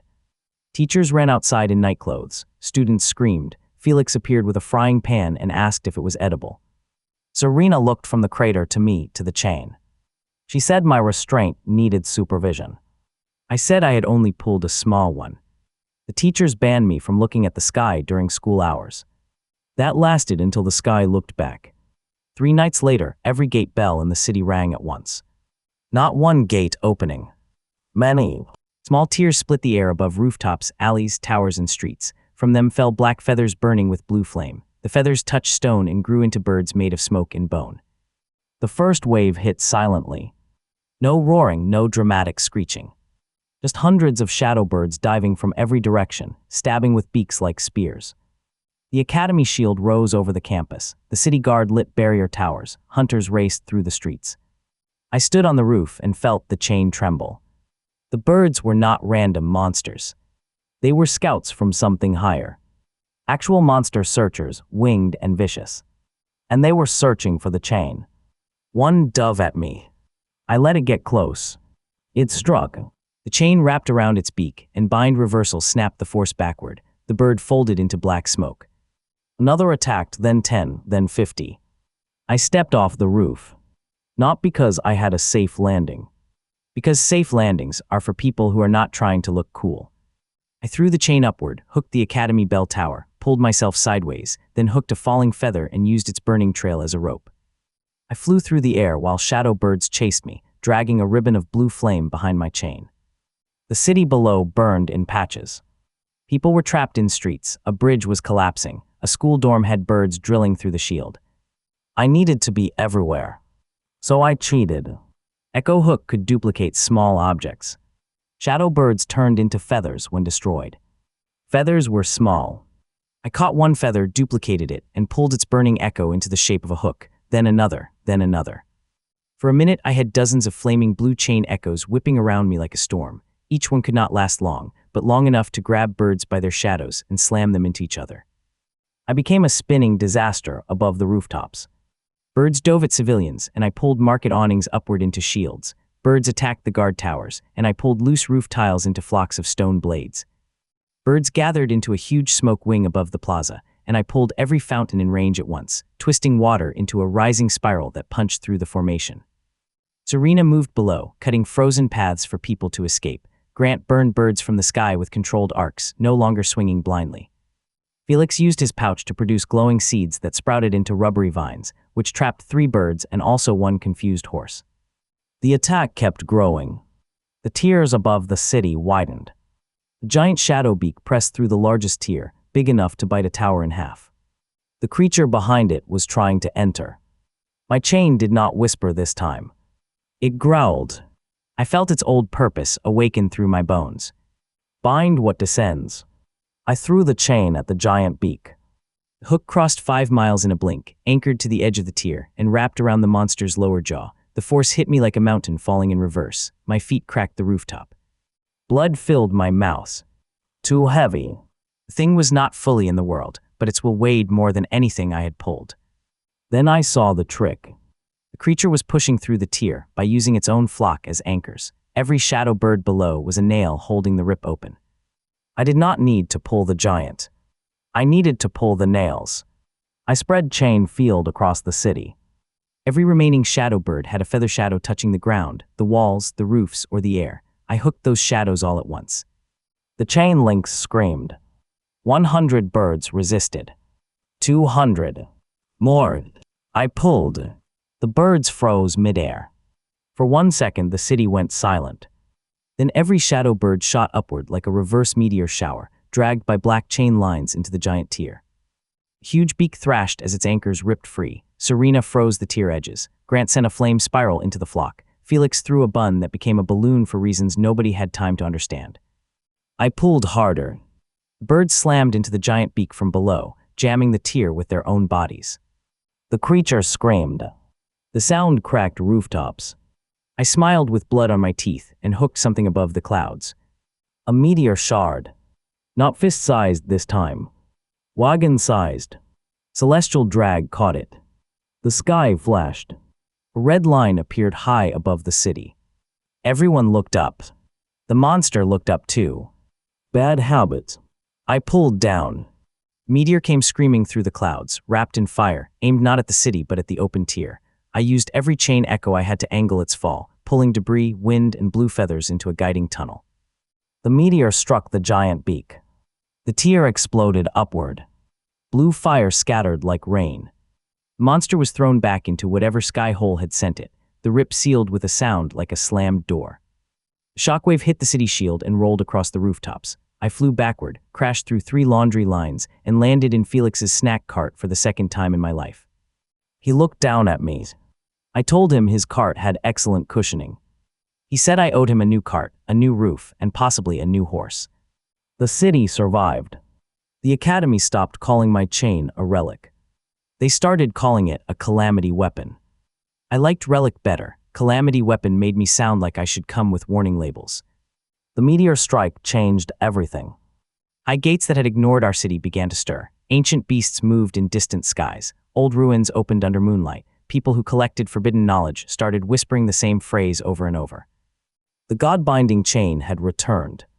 I did not know who had named it that, but they had style. The problem with a name like god-binding chain is that it attracts 2 kinds of people. People who want to worship it, and people who want to prove it can blade. The second kind arrived first. A challenge gate opened in the empty stadium outside the city. It was not a normal overflow. No monsters escaped, no workers vanished, no civilians were threatened. A single black doorway floated above the center field, surrounded by stone tablets showing one image. A chain wrapped around a falling star. Serena found me staring at it. She said it was clearly bait. I said yes. She said I was going anyway. I said clearly. Grant arrived with his dragon sword, now burning steady instead of wild. Felix arrived with a backpack full of snacks and a face that said he knew I would tell him to stay behind, and he had already prepared to ignore me.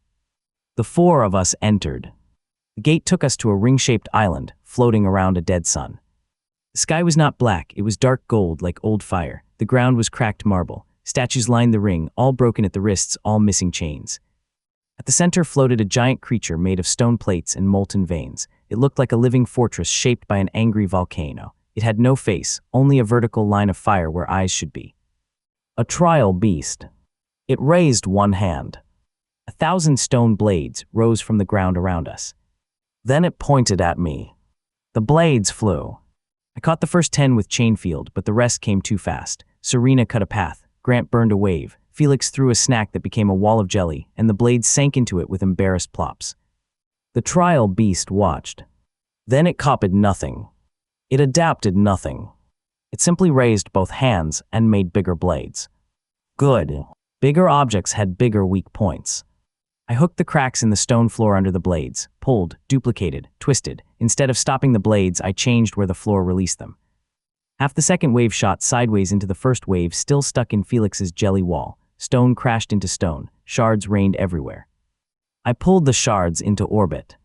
Then I did something ridiculous. I pulled the echoes of every shard at once. 1,000 shards became 2,000. 2,000 became a spinning belt around the trial beast. The belt moved faster and faster, scraping molten veins, chipping stone plates, making sparks fall like fireworks. The beast stepped forward. Its weight cracked the island. A piece of the ring broke loose and began drifting into the dead sun below. Felix was on that piece. Of course he was. He was always on the worst possible piece of floor. I threw my chain toward him, but the gap widened. He slid toward the edge, clutching his backpack. Serena made an ice bridge, but the heat from the dead sun melted it instantly. Grant launched a fire burst under his feet, trying to fly, but he could not reach. I looked at the dead sun. It was not alive. It was not burning hot like a real star. It was a collapsed ball of old magic below the island, pulling everything down with lazy gravity. Gravity was just another kind of pull. I hated being outpulled. Heavenly anchor sank into the drifting island piece. Celestial drag sank into the dead sun's gravity field. I did not pull Felix up. I pulled the direction of falling sideways. The broken island piece curved around the ring instead of dropping. Felix screamed as it skated past the edge like a runaway sled. I hooked his backpack, yanked him onto the main island, and let the broken piece continue forward. It slammed into the trial beast's knee. The knee cracked. Serena cut the crack open. Grant blasted fire inside. I pulled the molten vein through the wound like drawing a burning rope from a stone body. The beast staggered. Then it struck me. Not with a blade. With pressure. Its fiery eyeline narrowed, and suddenly everything around me weighed 10 times more. My knees hit the ground. My chain drooped. My arms shook. The trial beast was using gravity. Cute. I spat blood onto the marble and laughed. The chain had been waiting for this. Mass denial awakened fully. I hooked the weight pressing on my shoulders and pulled it off like a wet cloak. Then I threw that weight onto the stone blades orbiting the beast. Every shard became heavy. Very heavy. The spinning belt collapsed inward, smashing into the trial beast from all sides. Stone plates shattered, molten veins burst. The beast punched the ground, trying to blast us away, but bind reversal caught the impact and sent it up through its own chest. The creature cracked open. Inside its body floated a small black chain link. My chain shot forward without asking me. The link snapped into place. For one heartbeat, the whole ring island lit up with ancient marks. New property awakened, God not. I did not know what it did until the trial beast reformed. Its broken plates rose, its molten veins twisted, its body tried to rebuild around the missing link. I flicked my wrist. A black knot appeared in the air around its core. The beast froze. Every attempt to heal tightened the knot. Every surge of power fed the knot. Every movement trapped it deeper. It was not a cage. It was a punishment for being too powerful in the wrong direction. I pulled once. The knot closed. The trial beast collapsed into harmless stone dust. The gate opened back to the stadium. We stepped out to find half the city waiting. They had seen the black doorway vanish. They had felt the ground shake. They had watched a dead sun flicker through the gate like a bad omen. I raised my chain. The crowd cheered. For the first time, it did not sound like shock or fear. It sounded like belief. That scared me more than mockery. Mockery was easy, you beat it. Belief came with expectations. And expectations weigh more than meteors. I thought the city would give me at least one calm afternoon after that. The city gave me 7 minutes. I had barely climbed down from the stadium wall when a whistle screamed from the West Market, not a gate bell, not a beast alarm. A human whistle, sharp and ugly, the kind used when people wanted panic to spread faster than common sense. I turned and saw black smoke curling above the market tents. Then I saw gold sparks inside the smoke. That meant relics. Normal thieves stole money, confident thieves stole weapons, stupid thieves stole relics. During the same week, a chain had pulled a meteor through the sky. Felix looked at the smoke, looked at me, and sighed like someone had just ruined his lunch with destiny. Serena was already moving. Grant followed with his sword on his shoulder, pretending he was not excited. I ran last not because I was slow, but because my chain had started pulling me toward the danger before my legs had agreed to participate. The market was chaos. Stalls had flipped over, fruit rolled across the stones, a fountain in the center square had been split in half. Above it floated 5 crystal cages, each one holding a stolen relic, a silver horn, a green lantern. Burning feather, a stone mask, and strangest of all, a tiny lump of black metal shaped like a broken chain tooth. That last one made my wrist burn. The thieves wore long coats marked with star-shaped pins, no armor, no flags, no dramatic villain cape. Just expensive coats and the terrible confidence of people who had read one ancient warning and decided it was meant for other people. Their leader stood on the fountain rim, holding a wand made from white bone. He did not get a name from me. Names are for people I plan to remember. He raised the wand and the crystal cages spun. Every stolen relic fired at once. The silver horn blasted a sound wave through the street. The green lantern vomited chains of swamp light. The burning feather shot arrows of flame. The stone mask screamed and made everyone nearby see monsters crawling from the pavement. The crowd froze. I hated fear tricks. They made good people stand still, while bad people got dramatic. I hooked the sound wave first. It was not solid, but sound had rhythm, and rhythm had a path. I pulled the path sideways. Horn blast curved around me, looped behind the thieves, and hit their own coats. 5 coats inflated like balloons. The thieves rose 3 feet off the ground and kicked helplessly while trying to look professional. Felix shouted that this was already worth the trip. The leader snapped his wand downward. The crystal cages tightened and the swamp-light chains rushed toward me. They were sticky, poisonous, and probably smelled terrible. I did not want to test any of those 3 details. So I pulled every loose coin in the market. Hundreds of copper pieces, silver bits, and 1 shiny token from Felix's snack cart shot into the air. I hooked their echoes. 1 coin became 2, 2 became 4. The sky above the market filled with spinning money so fast that half the thieves forgot they were thieves and stared upward like idiots watching payday become weather. I formed the coins into a giant bell shape. The swamp chains struck it. The bell rang. Because I had hooked the sound path already, the ring did not spread outward. It dropped straight down. The pavement under the thieves vibrated like a drum. Their shoes bounced. Their knees shook. One of them tried to run and accidentally moonwalked into a fruit cart. Serena glided past me and sliced the fire arrows into harmless sparks. Grant burned the monster visions from the crowd's eyes by filling the square with real dragon-shaped flame, because apparently the best cure for fake monsters was a bigger, hotter fake monster. The people snapped out of the illusion and ran to safety. Good. Now I could be ridiculous without worrying about collateral damage, except maybe emotional damage. The leader finally noticed my chain. His eyes widened. He pointed the bone wand at me, and the tiny black chain tooth inside the crystal cage began to pulse. My chain pulled toward it. The thief smiled. That was the oldest trap in the world. Put bait near a hook and assume the fish only knows how to bite. I let my chain shoot forward. Everyone gasped. The leader's smile grew. The crystal cage opened like a hungry flower, trying to swallow my chain inside. Golden clamps snapped shut around the links. The thief laughed and raised both hands. The clamps began pulling the chain away from me. For 1 second, the market went silent. Then I smiled back. I had not thrown my chain. I had thrown an echo. The real chain was still wrapped around my wrist, hidden under the duplicated shadow of the fake one. Echo Link had grown sharper since the Dead Sun trial. I could make a copy convincing enough to bite a trap. And traps, like people, became very honest when they thought they had won. The crystal cage drank power from the echo and revealed every line connected to it. I saw the leader's wand, the pins on the thieves' coats, the hidden carts outside the square, the tunnel under the fountain, even the small metal box where they had planned to store my chain once they stole it. They had prepared a whole operation. Adorable. I pulled the box. It flew from under the fountain, smashed through the stone basin, and slapped the leader in the back of the head. His wand slipped. I pulled the wand too.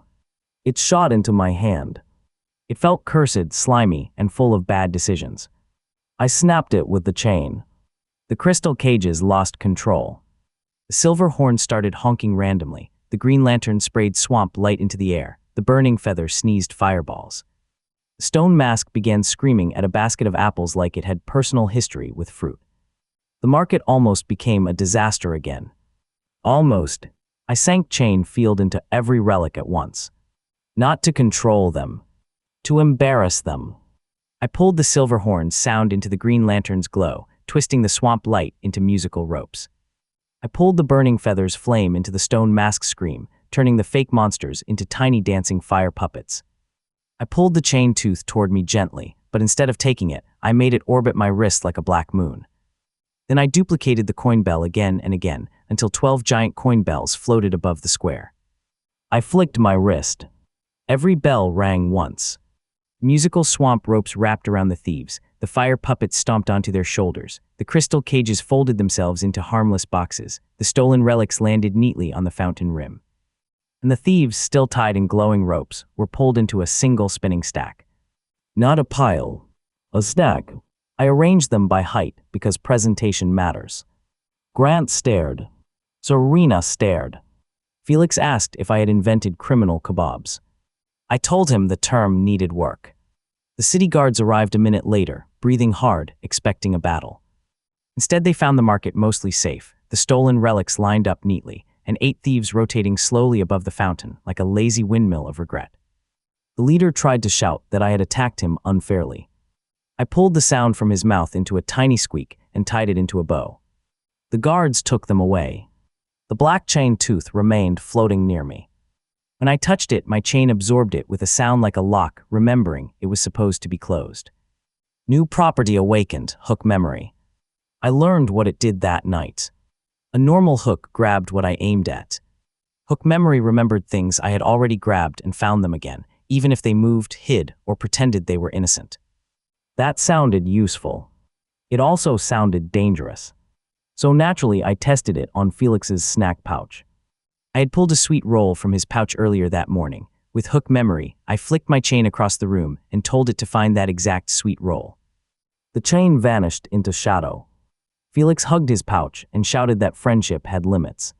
The chain returned holding the sweet roll, 3 copies of the sweet roll, and a spoon nobody remembered putting in there. Felix looked betrayed.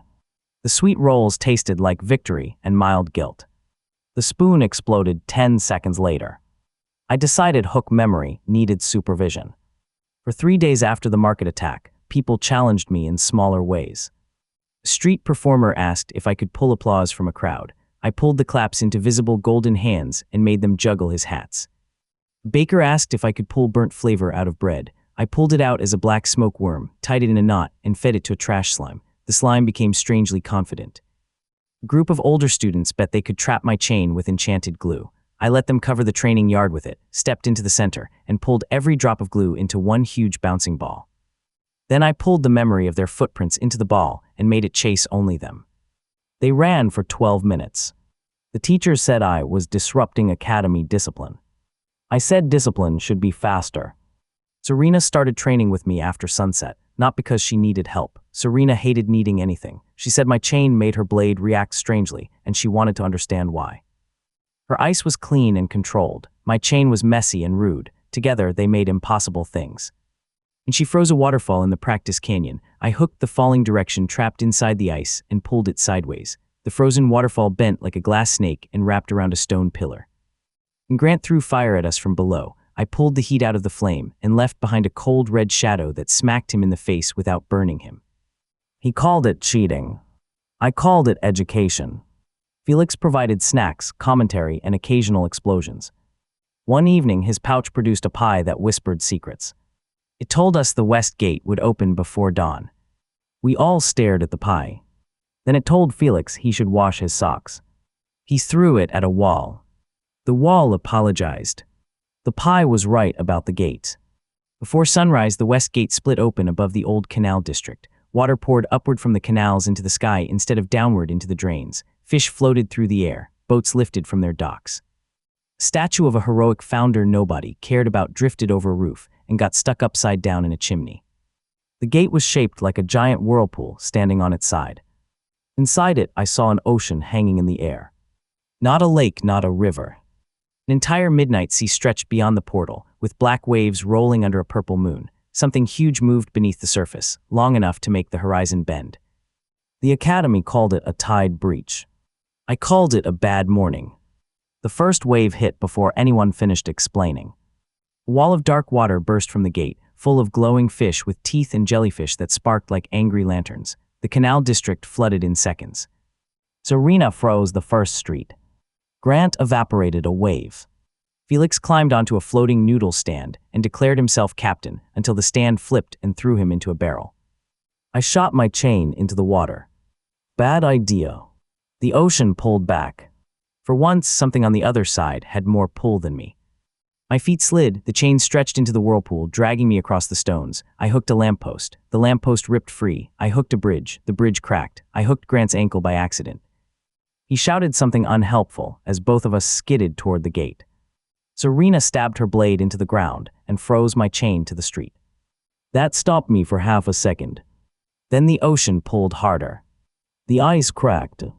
I had a choice, let go, or get dragged into a flying sea full of glowing teeth. So I chose the third option. I pulled the gate instead. Not the whole gate, I was not that insane yet. I pulled the rim.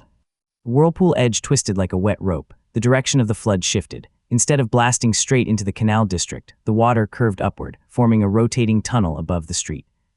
Fish shot through it like silver arrows. Jellyfish bounced off rooftops. A crab landed on Grant's shoulder and tried to duel his ear. I used chain field to catch the debris, the boats, the floating barrels, and 3 very confused cats. Hook memory helped me grab every boat I had touched before during errands along the canals. They shot toward me one by one, and I stacked them into a floating barricade. Then the huge thing inside the gate noticed me. The midnight sea bulged. A head rose from the water. It had no eyes, only glowing blue lines across its skull. Its mouth opened sideways, then sideways again, like the ocean had invented extra directions just to bite more efficiently. Horns made of coral curved back from its head, and chains made of old anchors hung from its neck. A leviathan. It roared, and every drop of water in the district tried to return to it. People screamed as the flood reversed, dragging carts, stones, and entire roofs toward the gate. I looked at those anchor chains hanging from its neck. They were not part of its body. They were trophies. Things it had dragged down and never released. I hated show-offs who did my job badly. I hooked one of the ancient anchors. The Leviathan froze. It had expected prey. It had not expected somebody to tug its jewelry. I pulled. The anchor chain snapped tight. The Leviathan's head slammed sideways into the gate rim. The whirlpool shuddered, and half the water tunnel collapsed into rain. Grant laughed so hard he almost swallowed the crab. The Leviathan thrashed. A tail bigger than a tower rose inside the sea and slammed toward the gate.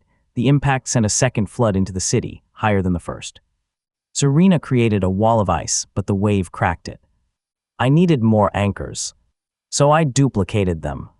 Echolink caught the memory of the first anchor. 1 ancient anchor became 2, 2 became 4, 4 became 16. They were not permanent, but they did not need to be. I hurled them into the flood. Each anchor caught a different current. Each current tried to move. Each anchor said no. Waves stopped in midair, frozen not by ice but by pure stubborn direction. It hung above the canal district like a dark glass mountain filled with fish, barrels, and 1 upside-down noodle stand. Felix waved from inside it. Of course he was inside it. I pulled him out by his belt and dropped him onto a roof. He asked if anyone else saw the giant shrimp wearing a hat. Nobody answered, which meant yes. Leviathan lunged through the gate, forcing its head and shoulders into the city. Water exploded around it. Buildings shook. The anchor trophies on its neck swung like wrecking balls. I could not let its full body through. A creature that large did not need to attack. It could ruin the city by being inconveniently enormous. I threw my chain around every copped anchor and pulled them into a ring. Orbit lock awakened without warning. The copped anchors began spinning around the Leviathan's head, faster and faster, dragging currents with them. water formed a halo, fish spun helplessly, jellyfish flashed like festival lights. The Leviathan tried to retreat. Hook memory grabbed the real anchor I had touched first. No retreat. The Leviathan tried to charge. God knot formed around the halo. No charge. It opened its sideways mouth and released a beam of compressed ocean pressure, a blue-white blast that carved straight toward the Academy district. I had no time to dodge. So I pulled something stupid. The purple moon inside the gate reflected across the water. Reflected light was not an opponent. It was just light behaving like a coward, bouncing away from responsibility. I hooked the moonlight on the flood surface and pulled it into the beam. The pressure blast bent. Curved upward, followed the moonlight path, and shot into the sky, where it punched a clean hole through a storm cloud. Rain began falling from a cloud that had not existed 10 seconds earlier. The Leviathan paused. I felt confusion from it. Good. Confusion was just another handle. I hooked it. The chain sank into the glowing blue lines on its skull, not deep enough to control the monster, but enough to tug its attention. I pulled left, it snapped left. I pulled right, it snapped right. Grant flew in with a burst of flame and struck one coral horn. Serena followed, freezing the cracked horn from the inside. The horn broke. The Leviathan screamed. The midnight sea behind it surged in rage. The gate widened. That was bad. The more it thrashed, the more water came through. The more water came through, the more mass it had. The more mass it had, the harder it was to pull. So I stopped pulling the monster. I pulled the empty space behind it. Celestial drag had reached Meteor's. Tide drag was just a lower cousin with worse breath.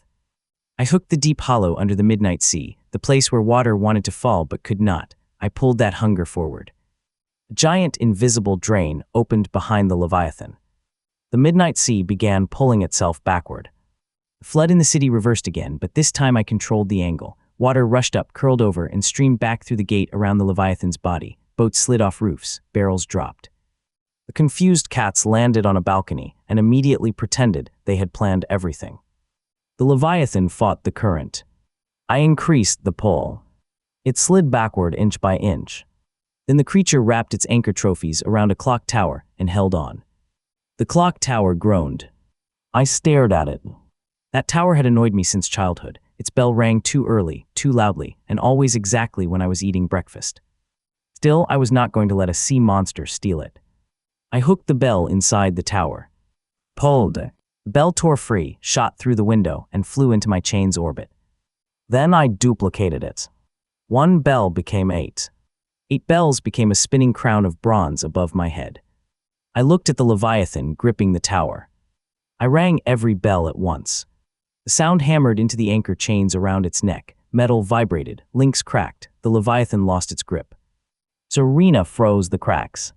Grant blasted them. I pulled. The anchor trophies shattered.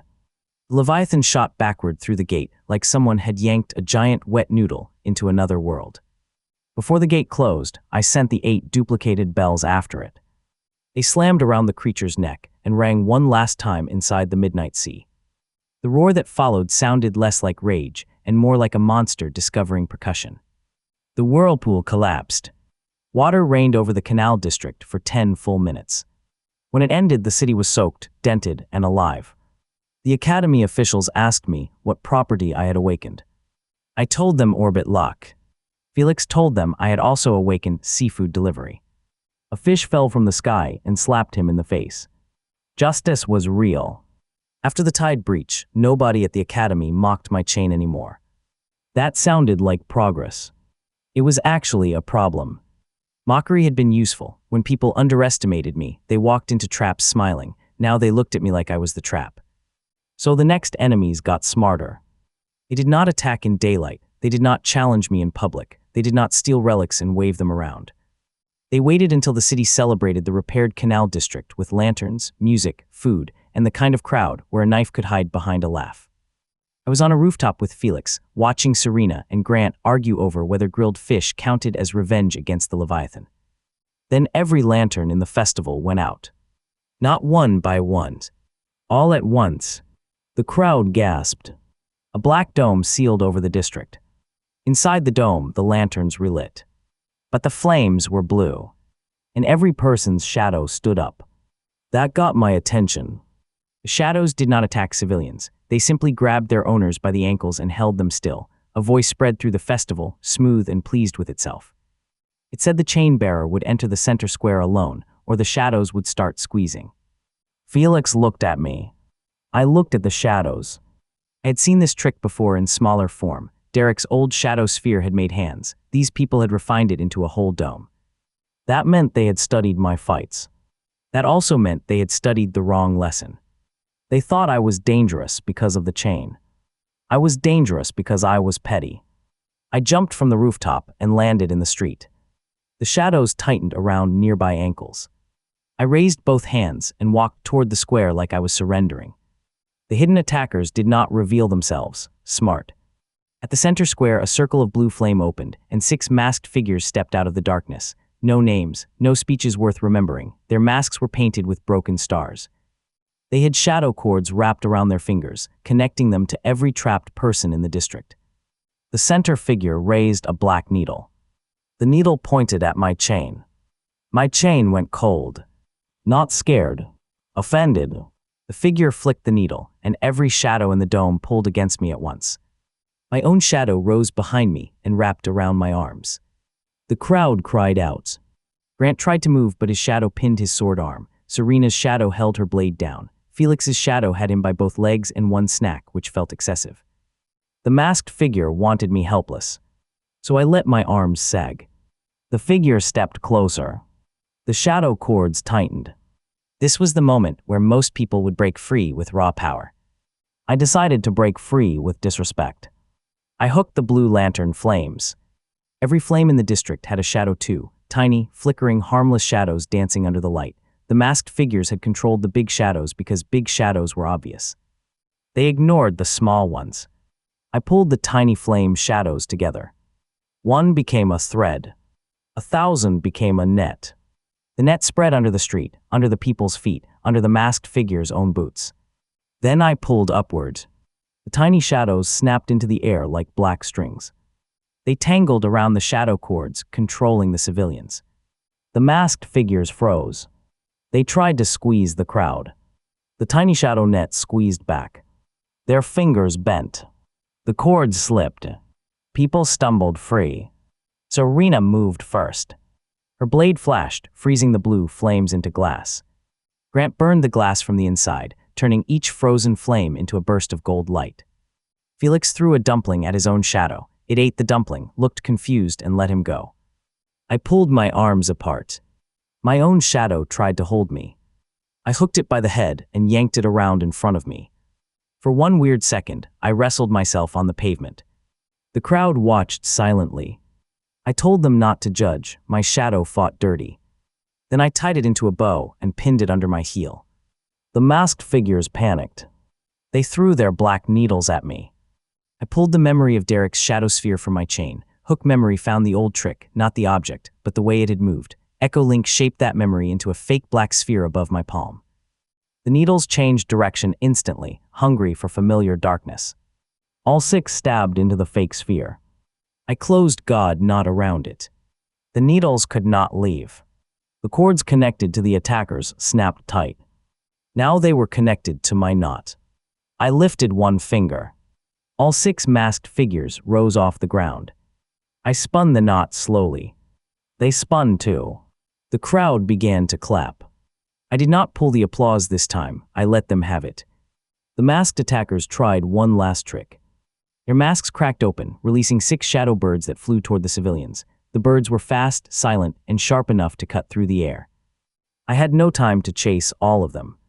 So I pulled the festival lanterns.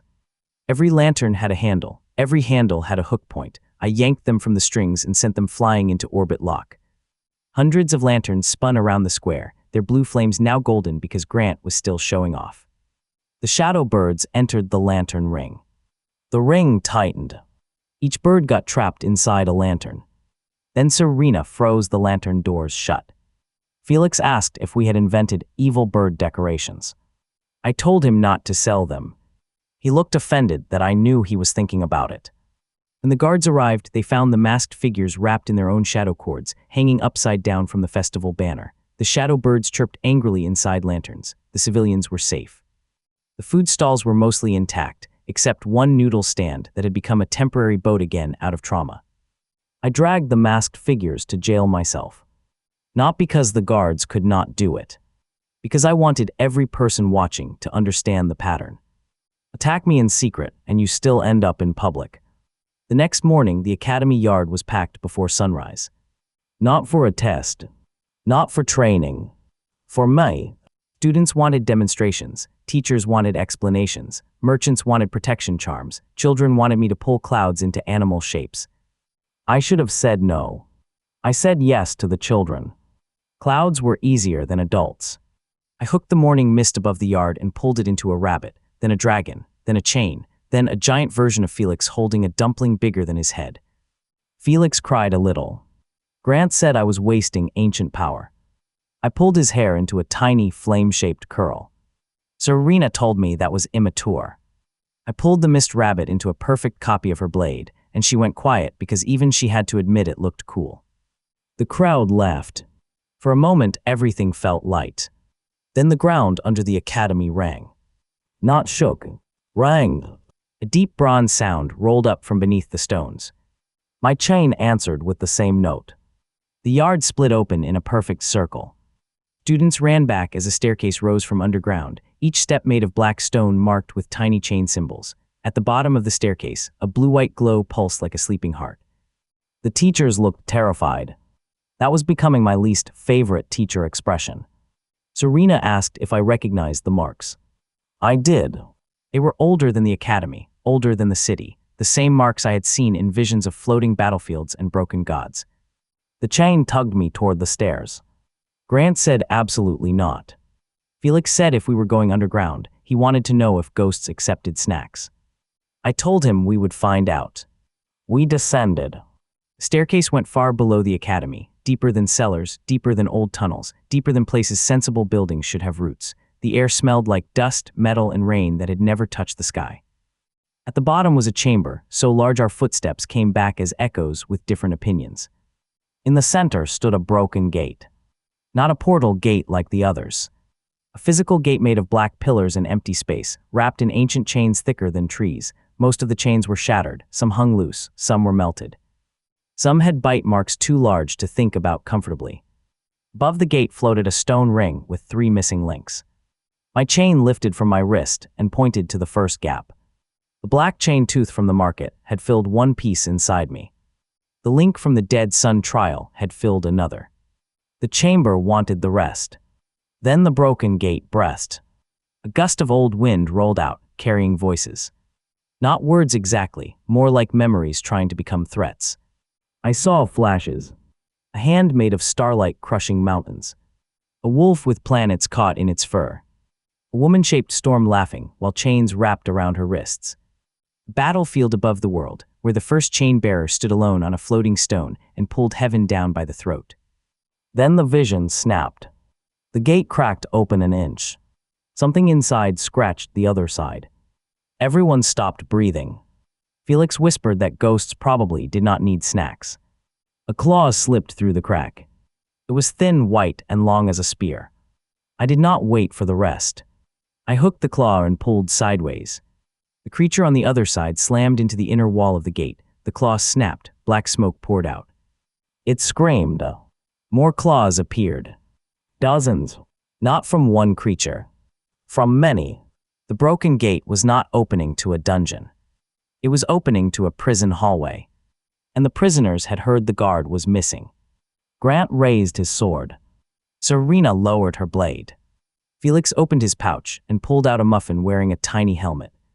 I had no idea what that meant, but it looked ready. The claws pushed harder. The gate chains strained. If those things broke through under the academy, the city would not get a warning. It would get a funeral. I shot my chain into the old chains around the gate. Hook memory awakened again. The chain remembered being whole. Not my chain alone, all of them. Every broken link in the chamber carried a memory of the day this gate had been sealed. I pulled those memories together. Echo Link gave them shape. For 1 second, phantom chains appeared where the real ones were broken. The gate slammed shut. The claws were sliced off and dissolved into smoke. Everyone exhaled. Then the stone ring above the gate turned. A trial began. The chamber floor dropped away. We fell. I hooked the air, the wall, Grant's belt, Serena's sleeve, and Felix's backpack all at once. We swung into darkness, spinning around the broken gate as the chamber stretched into a vertical arena. Floating platforms lit up around us. On each platform stood an old chain statue, empty-handed, faceless, waiting. A voice rose from the gate. Not a system, not a judge, just the memory of the prison itself. It wanted proof the chain bearer could seal what he opened. I hated tests that arrived without snacks. The first statue moved. It pulled a platform from under Grant.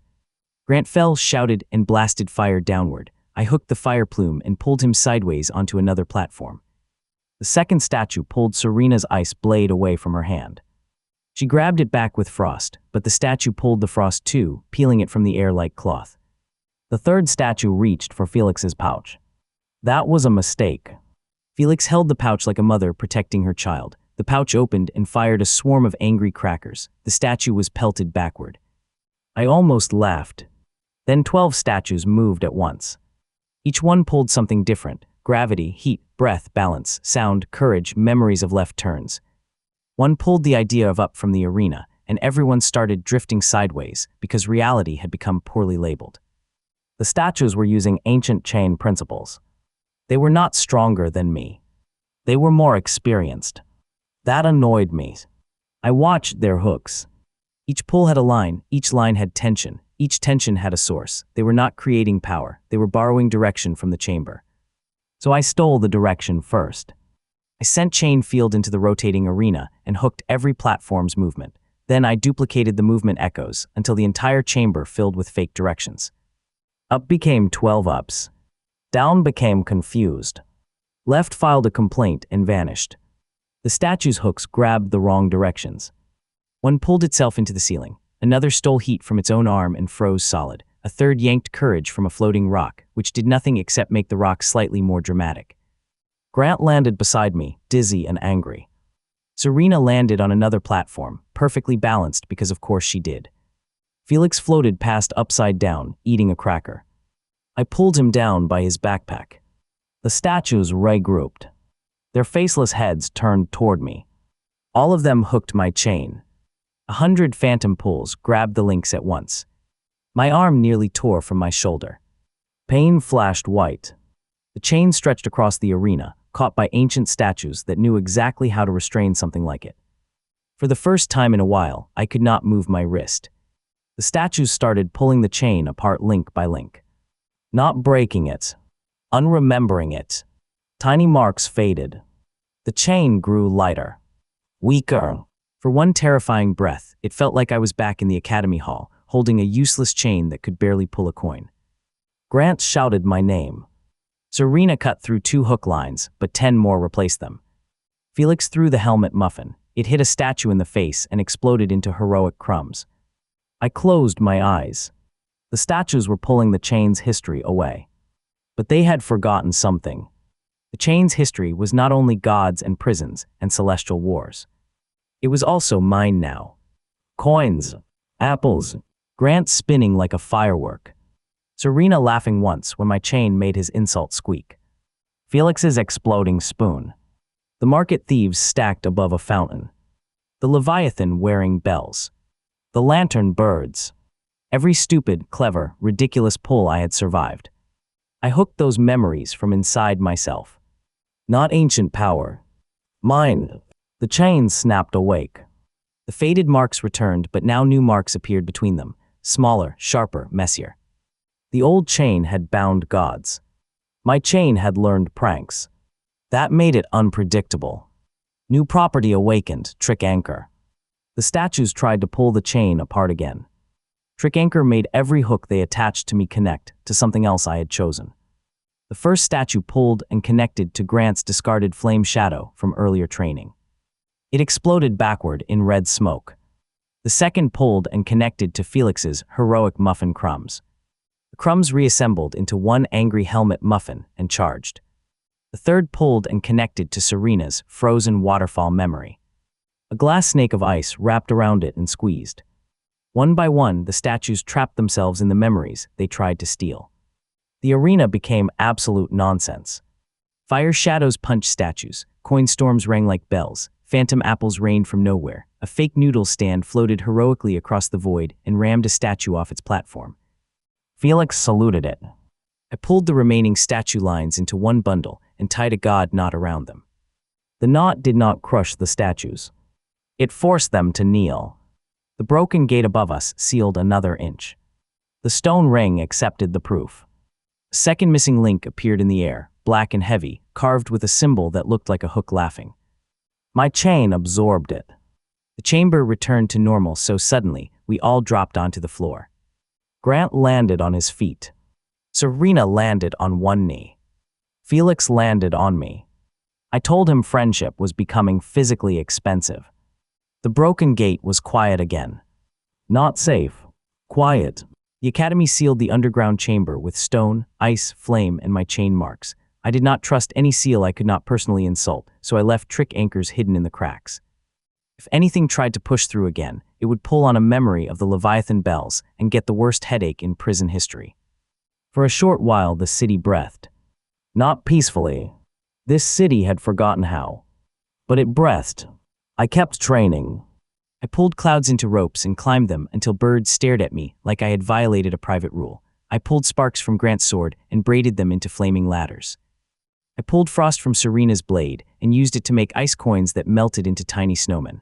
I pulled crumbs from Felix's pouch and accidentally created a bread golem that followed him around calling him father. He pretended to hate it. He named it nothing because naming it would make it important, and we were already at the limit of people I cared about. The bread golem dissolved after sunset. Felix mourned for 6 minutes and then ate the left arm. My chain grew longer when I needed reach, shorter when I needed speed, and heavier when something deserved to be hit with a lesson. The more I used it, the more it acted less like a weapon and more like a partner with terrible humor. Sometimes it moved before I thought. Sometimes it pulled things I had not aimed at because they were funnier. Once during a serious lecture, it pulled a teacher's chalk into 12 copies and made them write my name on the ceiling. I received detention.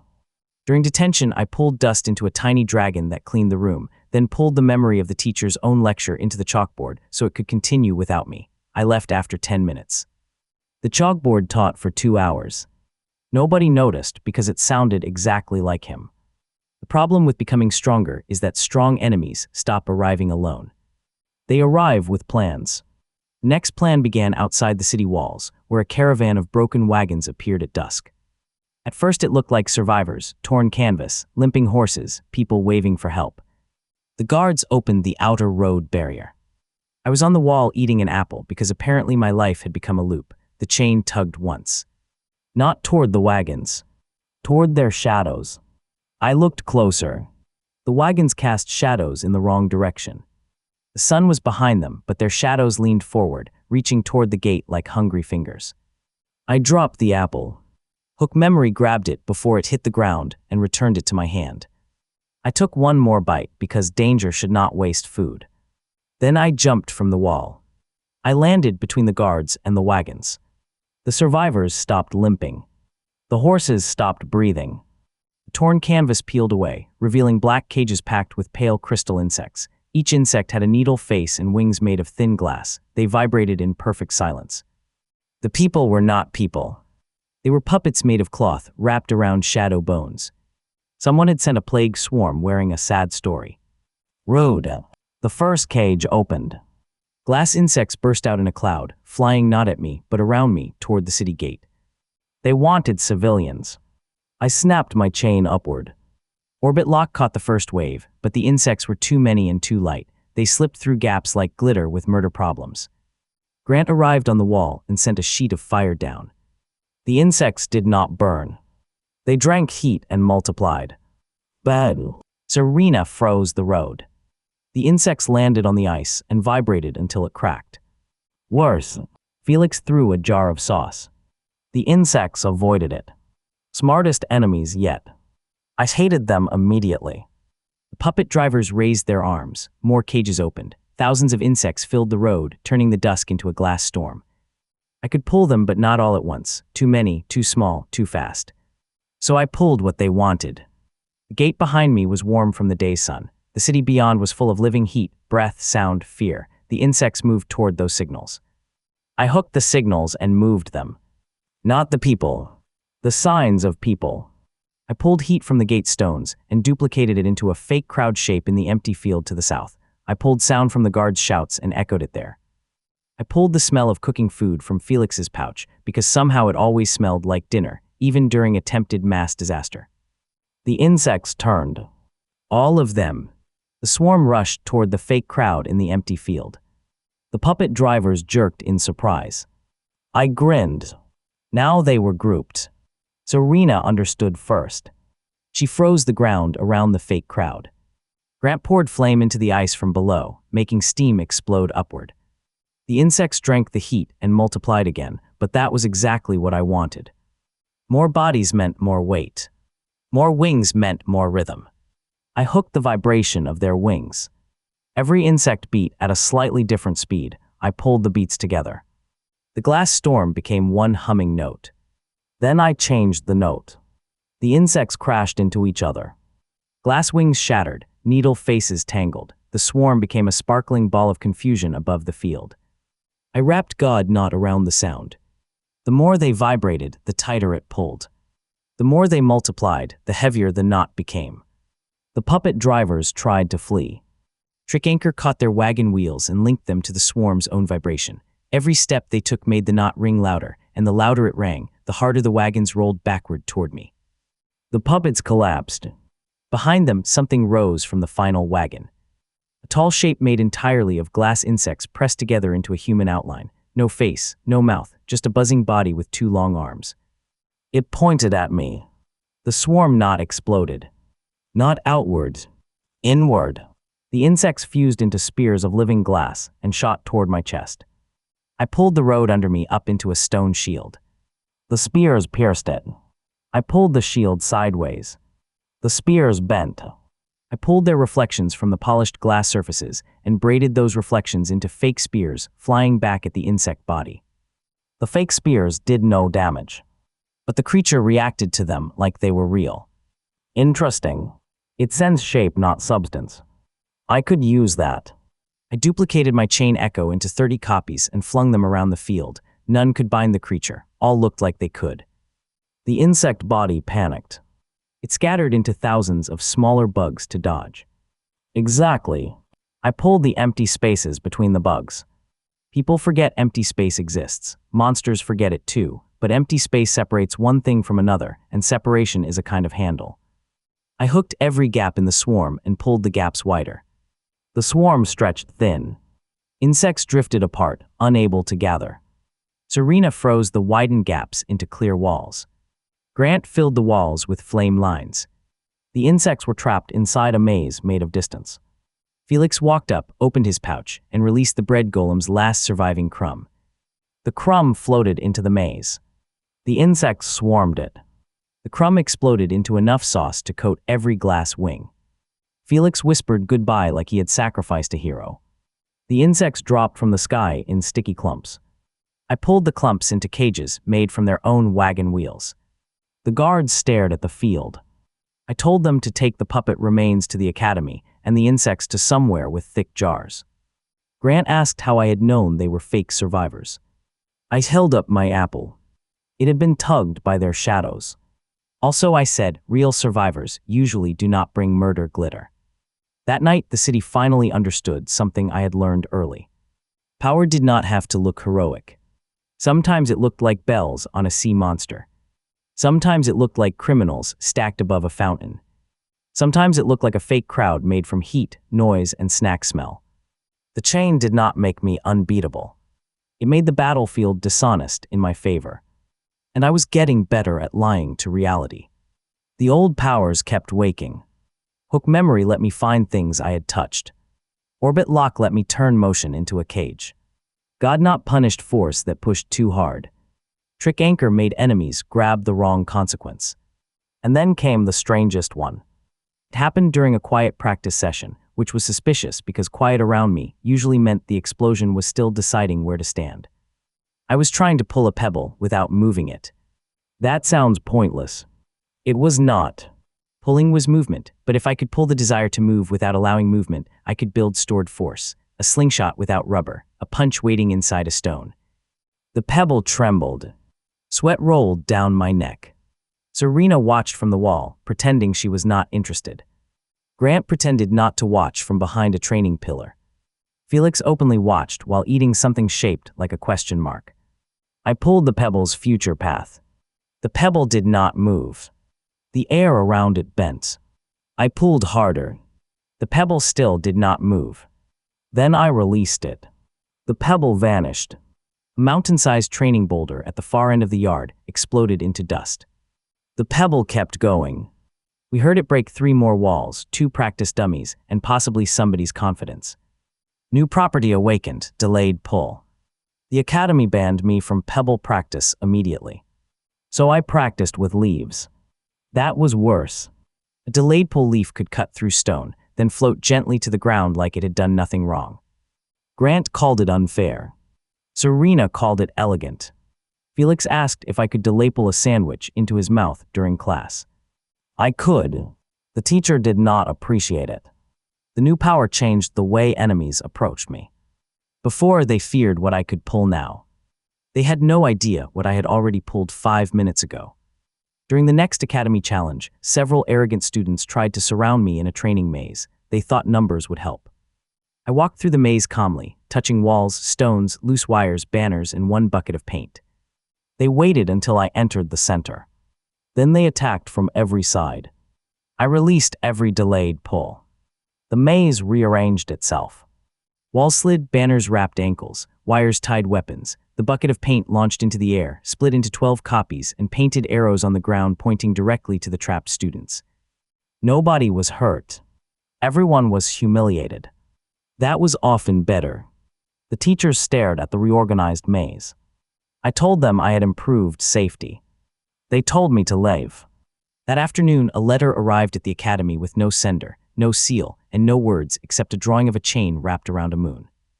Not paperwork, not a demand, just a warning drawn in silver ink. The moment I touched it, the ink crawled off the paper and wrapped around my wrist. My chain snapped it apart. In my head, I saw a place above the clouds. A stairway made from frozen lightning.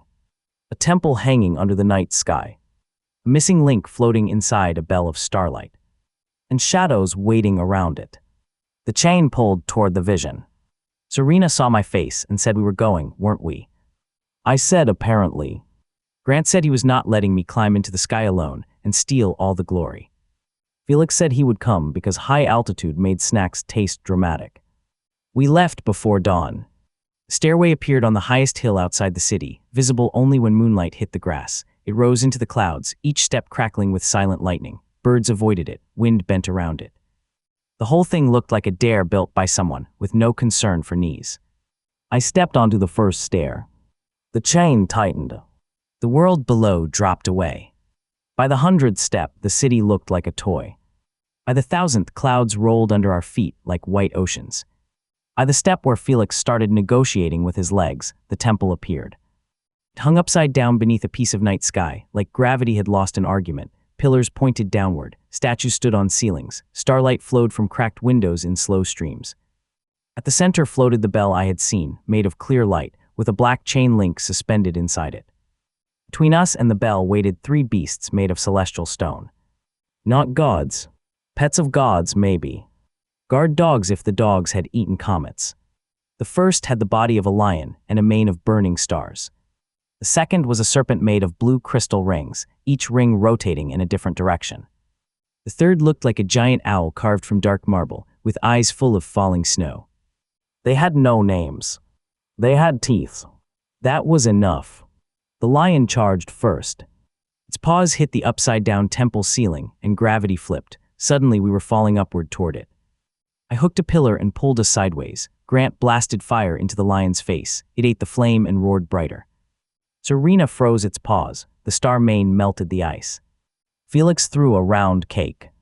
The lion ate it. Then the cake expanded inside its mouth into a foam cloud shaped like Felix giving a thumbs up. The lion gagged. I respected the cake. The serpent struck next, its crystal rings separating into dozens of spinning blades. They sliced through pillars, stairs, and one of Grant's fire waves. I tried orbit lock. The rings already orbited themselves. They slipped through. I tried god knots. The serpent shed the ring I caught and grew another. Annoying. The owl did nothing. It watched. That worried me most. I looked at the bell of starlight. The missing link was not guarded by strength alone. It was guarded by patterns. The lion punished direct force by eating it. The serpent punished traps by separating. The owl waited to punish whatever clever trick came next. So I used something dumb. I pulled the temple's orientation. The upside-down building had a sense of above and below. It had to, or its pillars and floors would not know where to hang. I hooked that sense and twisted it halfway. Gravity became diagonal. The lion, mid-charge, slid across the ceiling and crashed into the serpent. The serpent's rings scattered. The owl finally moved, spreading wings that released snowflakes shaped like tiny knives. Delayed pull had been waiting in the pillars I touched during the first dodge. I released them. Pillars shot sideways, not to hit the beasts, but to change the paths of the falling snow. The snow knives curved into spirals and sliced through the serpent's scattered rings. The serpent screamed in crystal notes. I hooked the notes. Music was just organized sound. Organized sound was arrogant. I pulled it into a chain rhythm and snapped it around the serpent's body. The rings locked together. Serena froze the seams. Grant hit the frozen seams with dragon flame. The serpent shattered into blue dust that rose upward, downward, and sideways because the temple still had not decided what gravity meant. The lion recovered and lunged at me. This time I did not attack. I offered it a chain echo shaped like a blazing sword. It ate the echo. Trick Anchor connected the echo to the foam cake still stuck in its mane. The lion's own starfire fed the cake. The foam expanded around its head, forming a giant puffy helmet. The lion roared, but it came out as a squeak. Grant laughed so hard his flame flickered. I pulled the helmet's edges together and tied them under the lion's jaw. Then Orbit Lock spun the lion gently in place, wrapped in foam, angry but harmless. The owl watched all of it. Then it opened its eyes wider. Snow filled the temple. Not falling snow. Memory snow.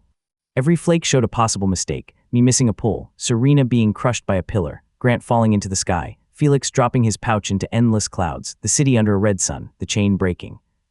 Me back in the awakening hall with everyone laughing. The owl was not attacking my body. It was filling my head with bad endings. For 1 second my hand shook. The chain noticed. The owl lunged. Its marble talons opened, aiming for my wrist. I almost pulled away. Then I got angry. Fear was useful, it showed where the hooks were. I hooked the bad endings. Each snowflake was a path that had not happened, a possible fall, a possible loss, a possible shame. I pulled them together and braided them into one black rope. The owl froze midair. It had given me thousands of futures where I failed. I only needed one rope. I wrapped that rope around the owl's wings and pulled tight. The marble cracked. The owl tried to show me more fear. I showed it mine back. Not as weakness. As weight. Every time I had been mocked, every time I had almost lost, every moment I had smiled because if I stopped smiling, I might realize how close death was standing. I pulled all of it through the chain. The owl hit the floor so hard the temple flipped right side up. For the first time, the building made sense. The bell of starlight rang. The foam lion dissolved into sparks. The serpent dust became harmless frost. The owl lowered its cracked head and vanished into a pile of black feathers. The missing link drifted toward me. This one was colder than the others. When my chain absorbed it, the world went silent. New property awakened, celestial claim. I did not understand it until I looked up. Above the temple, through the hanging patch of night, I could see stones moving beyond the sky. Not just meteors, larger bodies, sleeping fragments, old moons.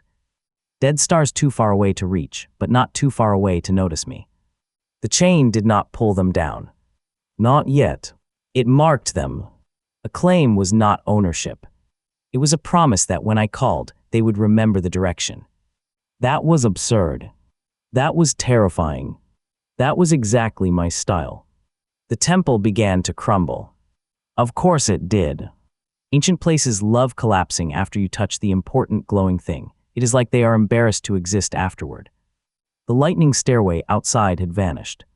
Below us waited clouds, mountains, and a very long fall. Grant asked for a plan. I looked at the broken temple, the streams of starlight, the cracked pillars, and the patch of night above us. I said yes. Then I pulled the temple down. Not all the way. Just enough. The entire upside-down structure dropped through the clouds like a falling island. Wind screamed, pillars tore away, starlight streamed behind us. Felix shouted that he had not agreed to become a meteor. I wrapped orbit lock around the temple's center and used celestial claim to hook a small stone far above the atmosphere. The stone did not fall. It tugged back. That tug slowed us. I hooked 3 more stones. Then 6. The falling temple became a pendulum hanging from invisible meteors. We swung across the sky, trailing broken pillars and blue sparks, until the city appeared below. People looked up and saw a temple falling out of the morning clouds. I could only imagine what they thought. Probably that breakfast was canceled. I pulled the temple's fall sideways at the last second. It skimmed over the city walls, scraped the top off an abandoned watchtower, and crashed into the empty quarry outside town. Dust rose like a brown mushroom. Silence followed. Then Felix's voice came from under a cracked pillar asking if anyone else wanted to do ground adventures for a while. I agreed. For about 5 minutes. When the dust cleared, the temple ruins revealed a stone map carved into the main floor. Most of it had broken, but one image remained clear. A red sun. A golden eye. A chain wrapped around both. Serena looked at it and said nothing. Grant's sword flame lowered like it was afraid of being seen. Felix stopped joking.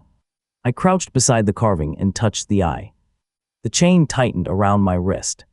A whisper rose from the new celestial link. Not awake. Looking. That was when I realized all these gates and relics were not random. Market Tooth, the Tide Breach, the Shadow Festival, the Underground Prison, the Sky Temple. Each one had been a loose piece of the old seal, not sent at me by a system, not designed for my convenience. Just ancient damage finally shifting because the chain had returned to someone's hand. Mine. And every time I fixed one piece, something bigger noticed the sound. I should have been scared. I was scared. But fear had handles now. I pulled myself to my feet.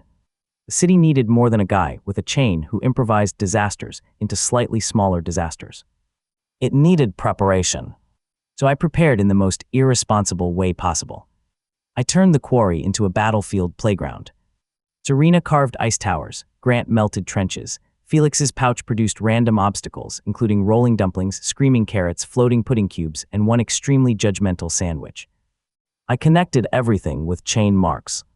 Delayed pulls in the stones, trick anchors in the trenches, orbit locks around the towers, God knots hidden inside fake weak points. Then I invited the Academy's strongest students to attack me. They thought it was training. It was. For me. 20 students rushed the quarry floor. I stood in the center and did not move. The first wave triggered delayed pulls and got launched gently into pudding cubes. The second wave tried ranged attacks and had their spells redirected into orbit lock, turning them into a glowing carousel above the quarry. The third wave actually worked together, which annoyed me because it showed personal growth. They pinned my chain with earth spikes, froze the ground, and filled the air with wind blades. For a second, I could not swing. So I used celestial claim. Not on meteors. On the carousel of spells above us. I marked each spell as if it were a tiny falling star. Then I pulled the claim sideways. The carousel tilted. Every captured spell rained down around me in a perfect circle, not hitting students, just carving the ground so close to their shoes that everyone discovered religion for 3 seconds. The quarry went silent. Then Felix started selling commemorative rocks.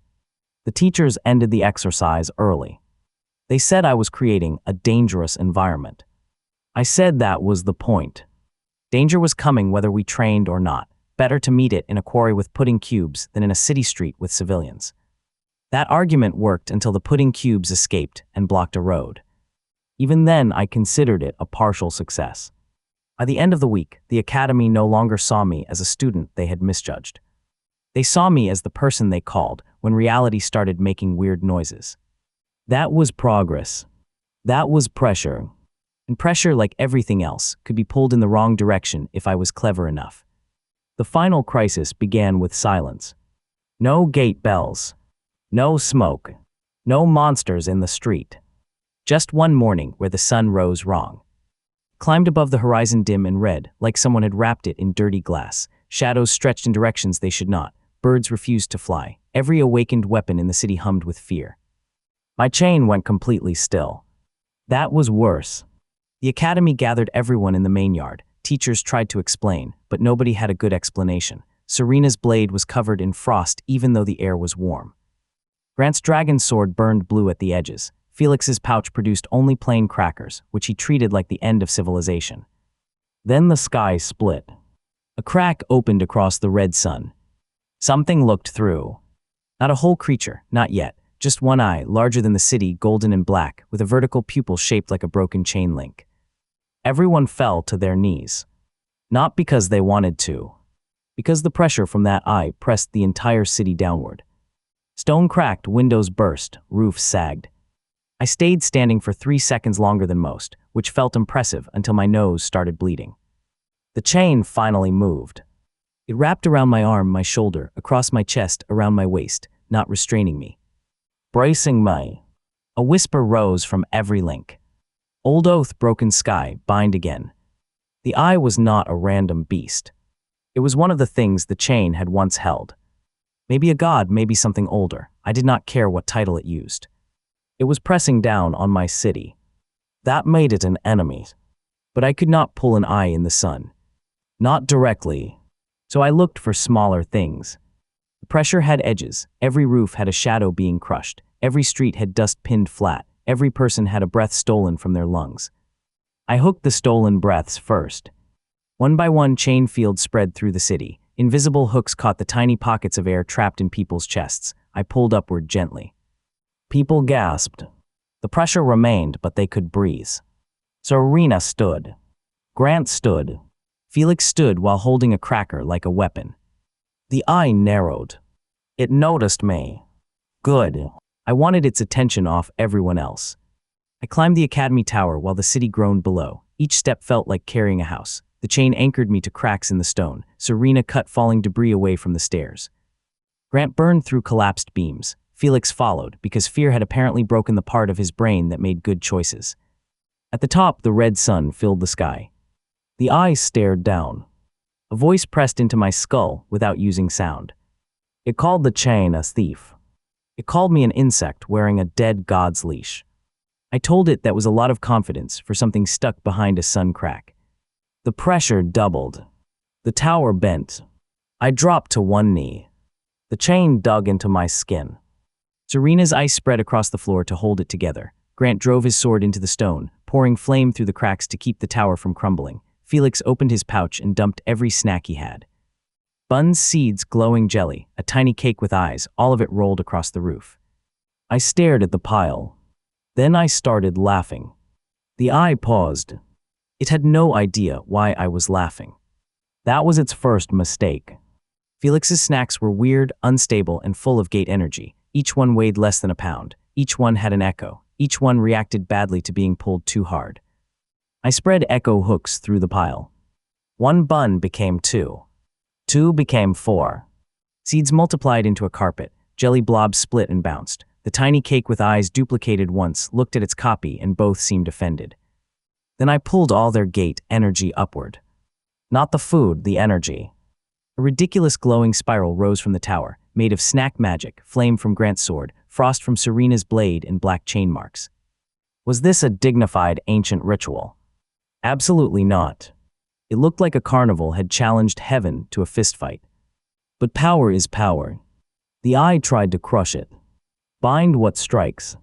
The pressure hit the spiral, and my chain caught the attack. God knot formed in the air above the tower. The eye pushed harder. The knot tightened. It pushed again. The knot grew larger, wrapping around the red sunlight itself. For the first time, the eye moved back. I felt fear from it. Not much. Just a drop. Enough. I hooked that fear. The chain went wild. The sky above the red sun became visible to me in layers. Clouds, thin air, cold upper winds, stones floating far beyond the world. A river of meteor fragments crossing the night side of the planet, even though it was morning below. I could not pull the god through the sun crack. but I could pull something onto the crack. I reached higher than I had ever reached. Celestial drag stretched until my bones felt hollow. One meteor answered. Too small. I reached past it. A second answered. Still too small. I reached into the river and hooked dozens. Then hundreds. The chain split into black lines, vanishing into the sky. Meteors shifted in orbit, one after another, like beads on a string. The eye widened. Now it understood. It tried to retreat. I smiled. No, things that press down on my city do not get to leave clean. I pulled. The morning sky filled with falling stars. Not one meteor, not a shower. A stampede. Fire trails tore across the red sunlight. The first meteor hit the edge of the sun crack and exploded into white flame. The second struck the other side. The third and fourth slammed into the invisible barrier around the eye, forcing it backward. Dozens more followed, not falling randomly, but braided by chain lines into a giant spiral drill of burning stone. The city watched the sky become a weapon. Serena shouted over the wind that the impacts would destroy us if they broke through. She was right. So I pulled the explosions too. Every blast had force, every force had direction. I hooked the shockwaves and dragged them upward, away from the city, folding them into the god knot. The knot devoured impact after impact, swelling like a black star. Grant poured flame into the chain lines, heating the meteors' paths so they melted before hitting too low. Serena froze falling debris into harmless glitter. Felix's duplicated snacks kept feeding unstable gate energy into the knot, and every time a bun exploded, the ancient god flinched like it had been slapped by a bakery. The eyes screamed. The sound did not reach ears. It reached bones. Across the city, people covered their heads, towers cracked, the academy bell shattered. I hooked the scream. I had failed with sound before. Not this time. The scream had rage, rage had weight, weight could be pulled. I dragged the scream into the knot, twisted it around the meteor impacts, and threw it back through the crack. The eye burst with golden light. Not destroyed, I felt that. Something that large did not die from one clever kid and a breakfast disaster. But it was hurt. The crack across the sun began to close. The pressure lifted. People stood. The red faded from the sky. I should have stopped. But then the eye did one last thing. A shard of golden fire dropped from the closing crack, aimed straight at the city center. It was not big, maybe the size of a house. But the chain screamed danger. That shard carried a curse, a seed, a mark that would let the thing find us again. I was exhausted. My arms were numb, my vision blurred. The chain links had burned patterns into my skin. The shard fell faster. I had one move left. I pulled the biggest meteor still above us. Not down. Sideways. Crossed the shard's path like a hammer thrown by the sky. The collision happened above the clouds, a silent flash so bright the whole world became white. When my sight returned, golden sparks rained down like harmless fireflies. The sun was normal again. The crack was gone. The god knot faded, leaving a black ring in the air for 1 second before it snapped back into my chain. Then my knees gave out. I fell. Serena caught my sleeve. Grant grabbed the chain around my waist. Felix grabbed my ankle and immediately complained that hero ankles were heavier than they looked.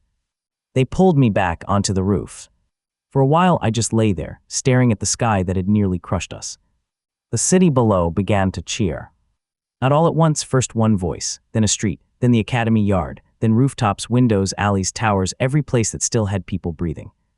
They were not cheering because I was chosen by a magic sword. They were cheering because the kid with the rusty chain had made a god blink. I wanted to say something cool. Something like, remember this day, or heaven can fall too, or never underestimate small objects. Instead, I asked Felix if any snacks survived. He handed me a plain cracker. I ate it like a champion. The days after the Red Sun incident were strange. The academy repaired the shattered windows, the city rebuilt cracked streets. Guards kept bringing me criminals who had suddenly decided to confess to things because they were afraid I could pull lies out of their mouths. I could not. Probably. Grant stopped challenging me. He still trained with his dragon sword, still acted proud, still glared sometimes, but when younger students mocked weak awakenings, he shut them up before I had to. Serena kept sparring with me, but now she attacked like she wanted to prepare me for something worse than herself. Felix opened a new snack cart called Skyfall Bites and put a drawing of my chain on the sign without asking. I threatened to pull the sign down. He said that would increase business. I hated that he was right. My chain did not show new messages for several days. No range increase. No weight increase. No new property. It just rested on my wrist, black and quiet, with the star ember glowing faintly between two links and the trial beast's chain link fused near the hook. For the first time since awakening, I wondered what I wanted. Not what enemies forced me to do. Not what teachers expected. Not what the chain remembered. The answer came when I walked past the old selection hall. New students were gathered inside for the next awakening ceremony. They looked terrified, excited, desperate. Floating weapons circled the altar, bright and beautiful. Swords sang, staves hummed, spears flashed. Near the back, a small boy stood alone, staring at his hands like he was afraid nothing would choose him. I recognized that face. It was the face people wear right before the world laughs. I stepped into the hall. The room went quiet. Teachers bowed their heads, students whispered. The weapons dimmed slightly as my chain passed, like even the shiny blades remembered what older metal felt like. I walked to the dusty corner near the altar. The same corner where I had found the chain. There was nothing there now. No forgotten relic. No second miracle. Just dust. I looked at the boy and said a weapon does not decide if you are weak. What you do with the first stupid thing it gives you does. Then, because speeches are boring unless something breaks, I flicked my chain and pulled every candle flame in the hall into a spinning dragon shape above the altar. The students gasped. I pulled the dragon apart into hundreds of tiny birds, then into coins, then into chains, then into a meteor shape no bigger than an apple. It fell into my palm without burning me. The boy smiled. That was enough. I left before anyone could ask me to teach a class. Teaching sounded dangerously close to responsibility. That evening, I climbed the academy roof again. The sky was calm, no cracks, no giant eyes, no falling feathers. Just stars. My chain lifted from my wrist. Not toward the stars this time. Toward the moon. A thin black mark had appeared across its surface. At first, I thought it was a shadow. Then the mark moved. Slowly, like something underneath, the moon had rolled over in its sleep. The chain tightened around my arm. A whisper rose from the links, older and deeper than before. One was awake. Others are listening. I looked down at the city, at the academy lights, at Felix's glowing snack cart, at Serena's blue practice flashes in the yard, at Grant's steady flame near the training walls. Then I looked back up. I had started as the guy who could pull a coin. Now heaven flinched when I raised my hand.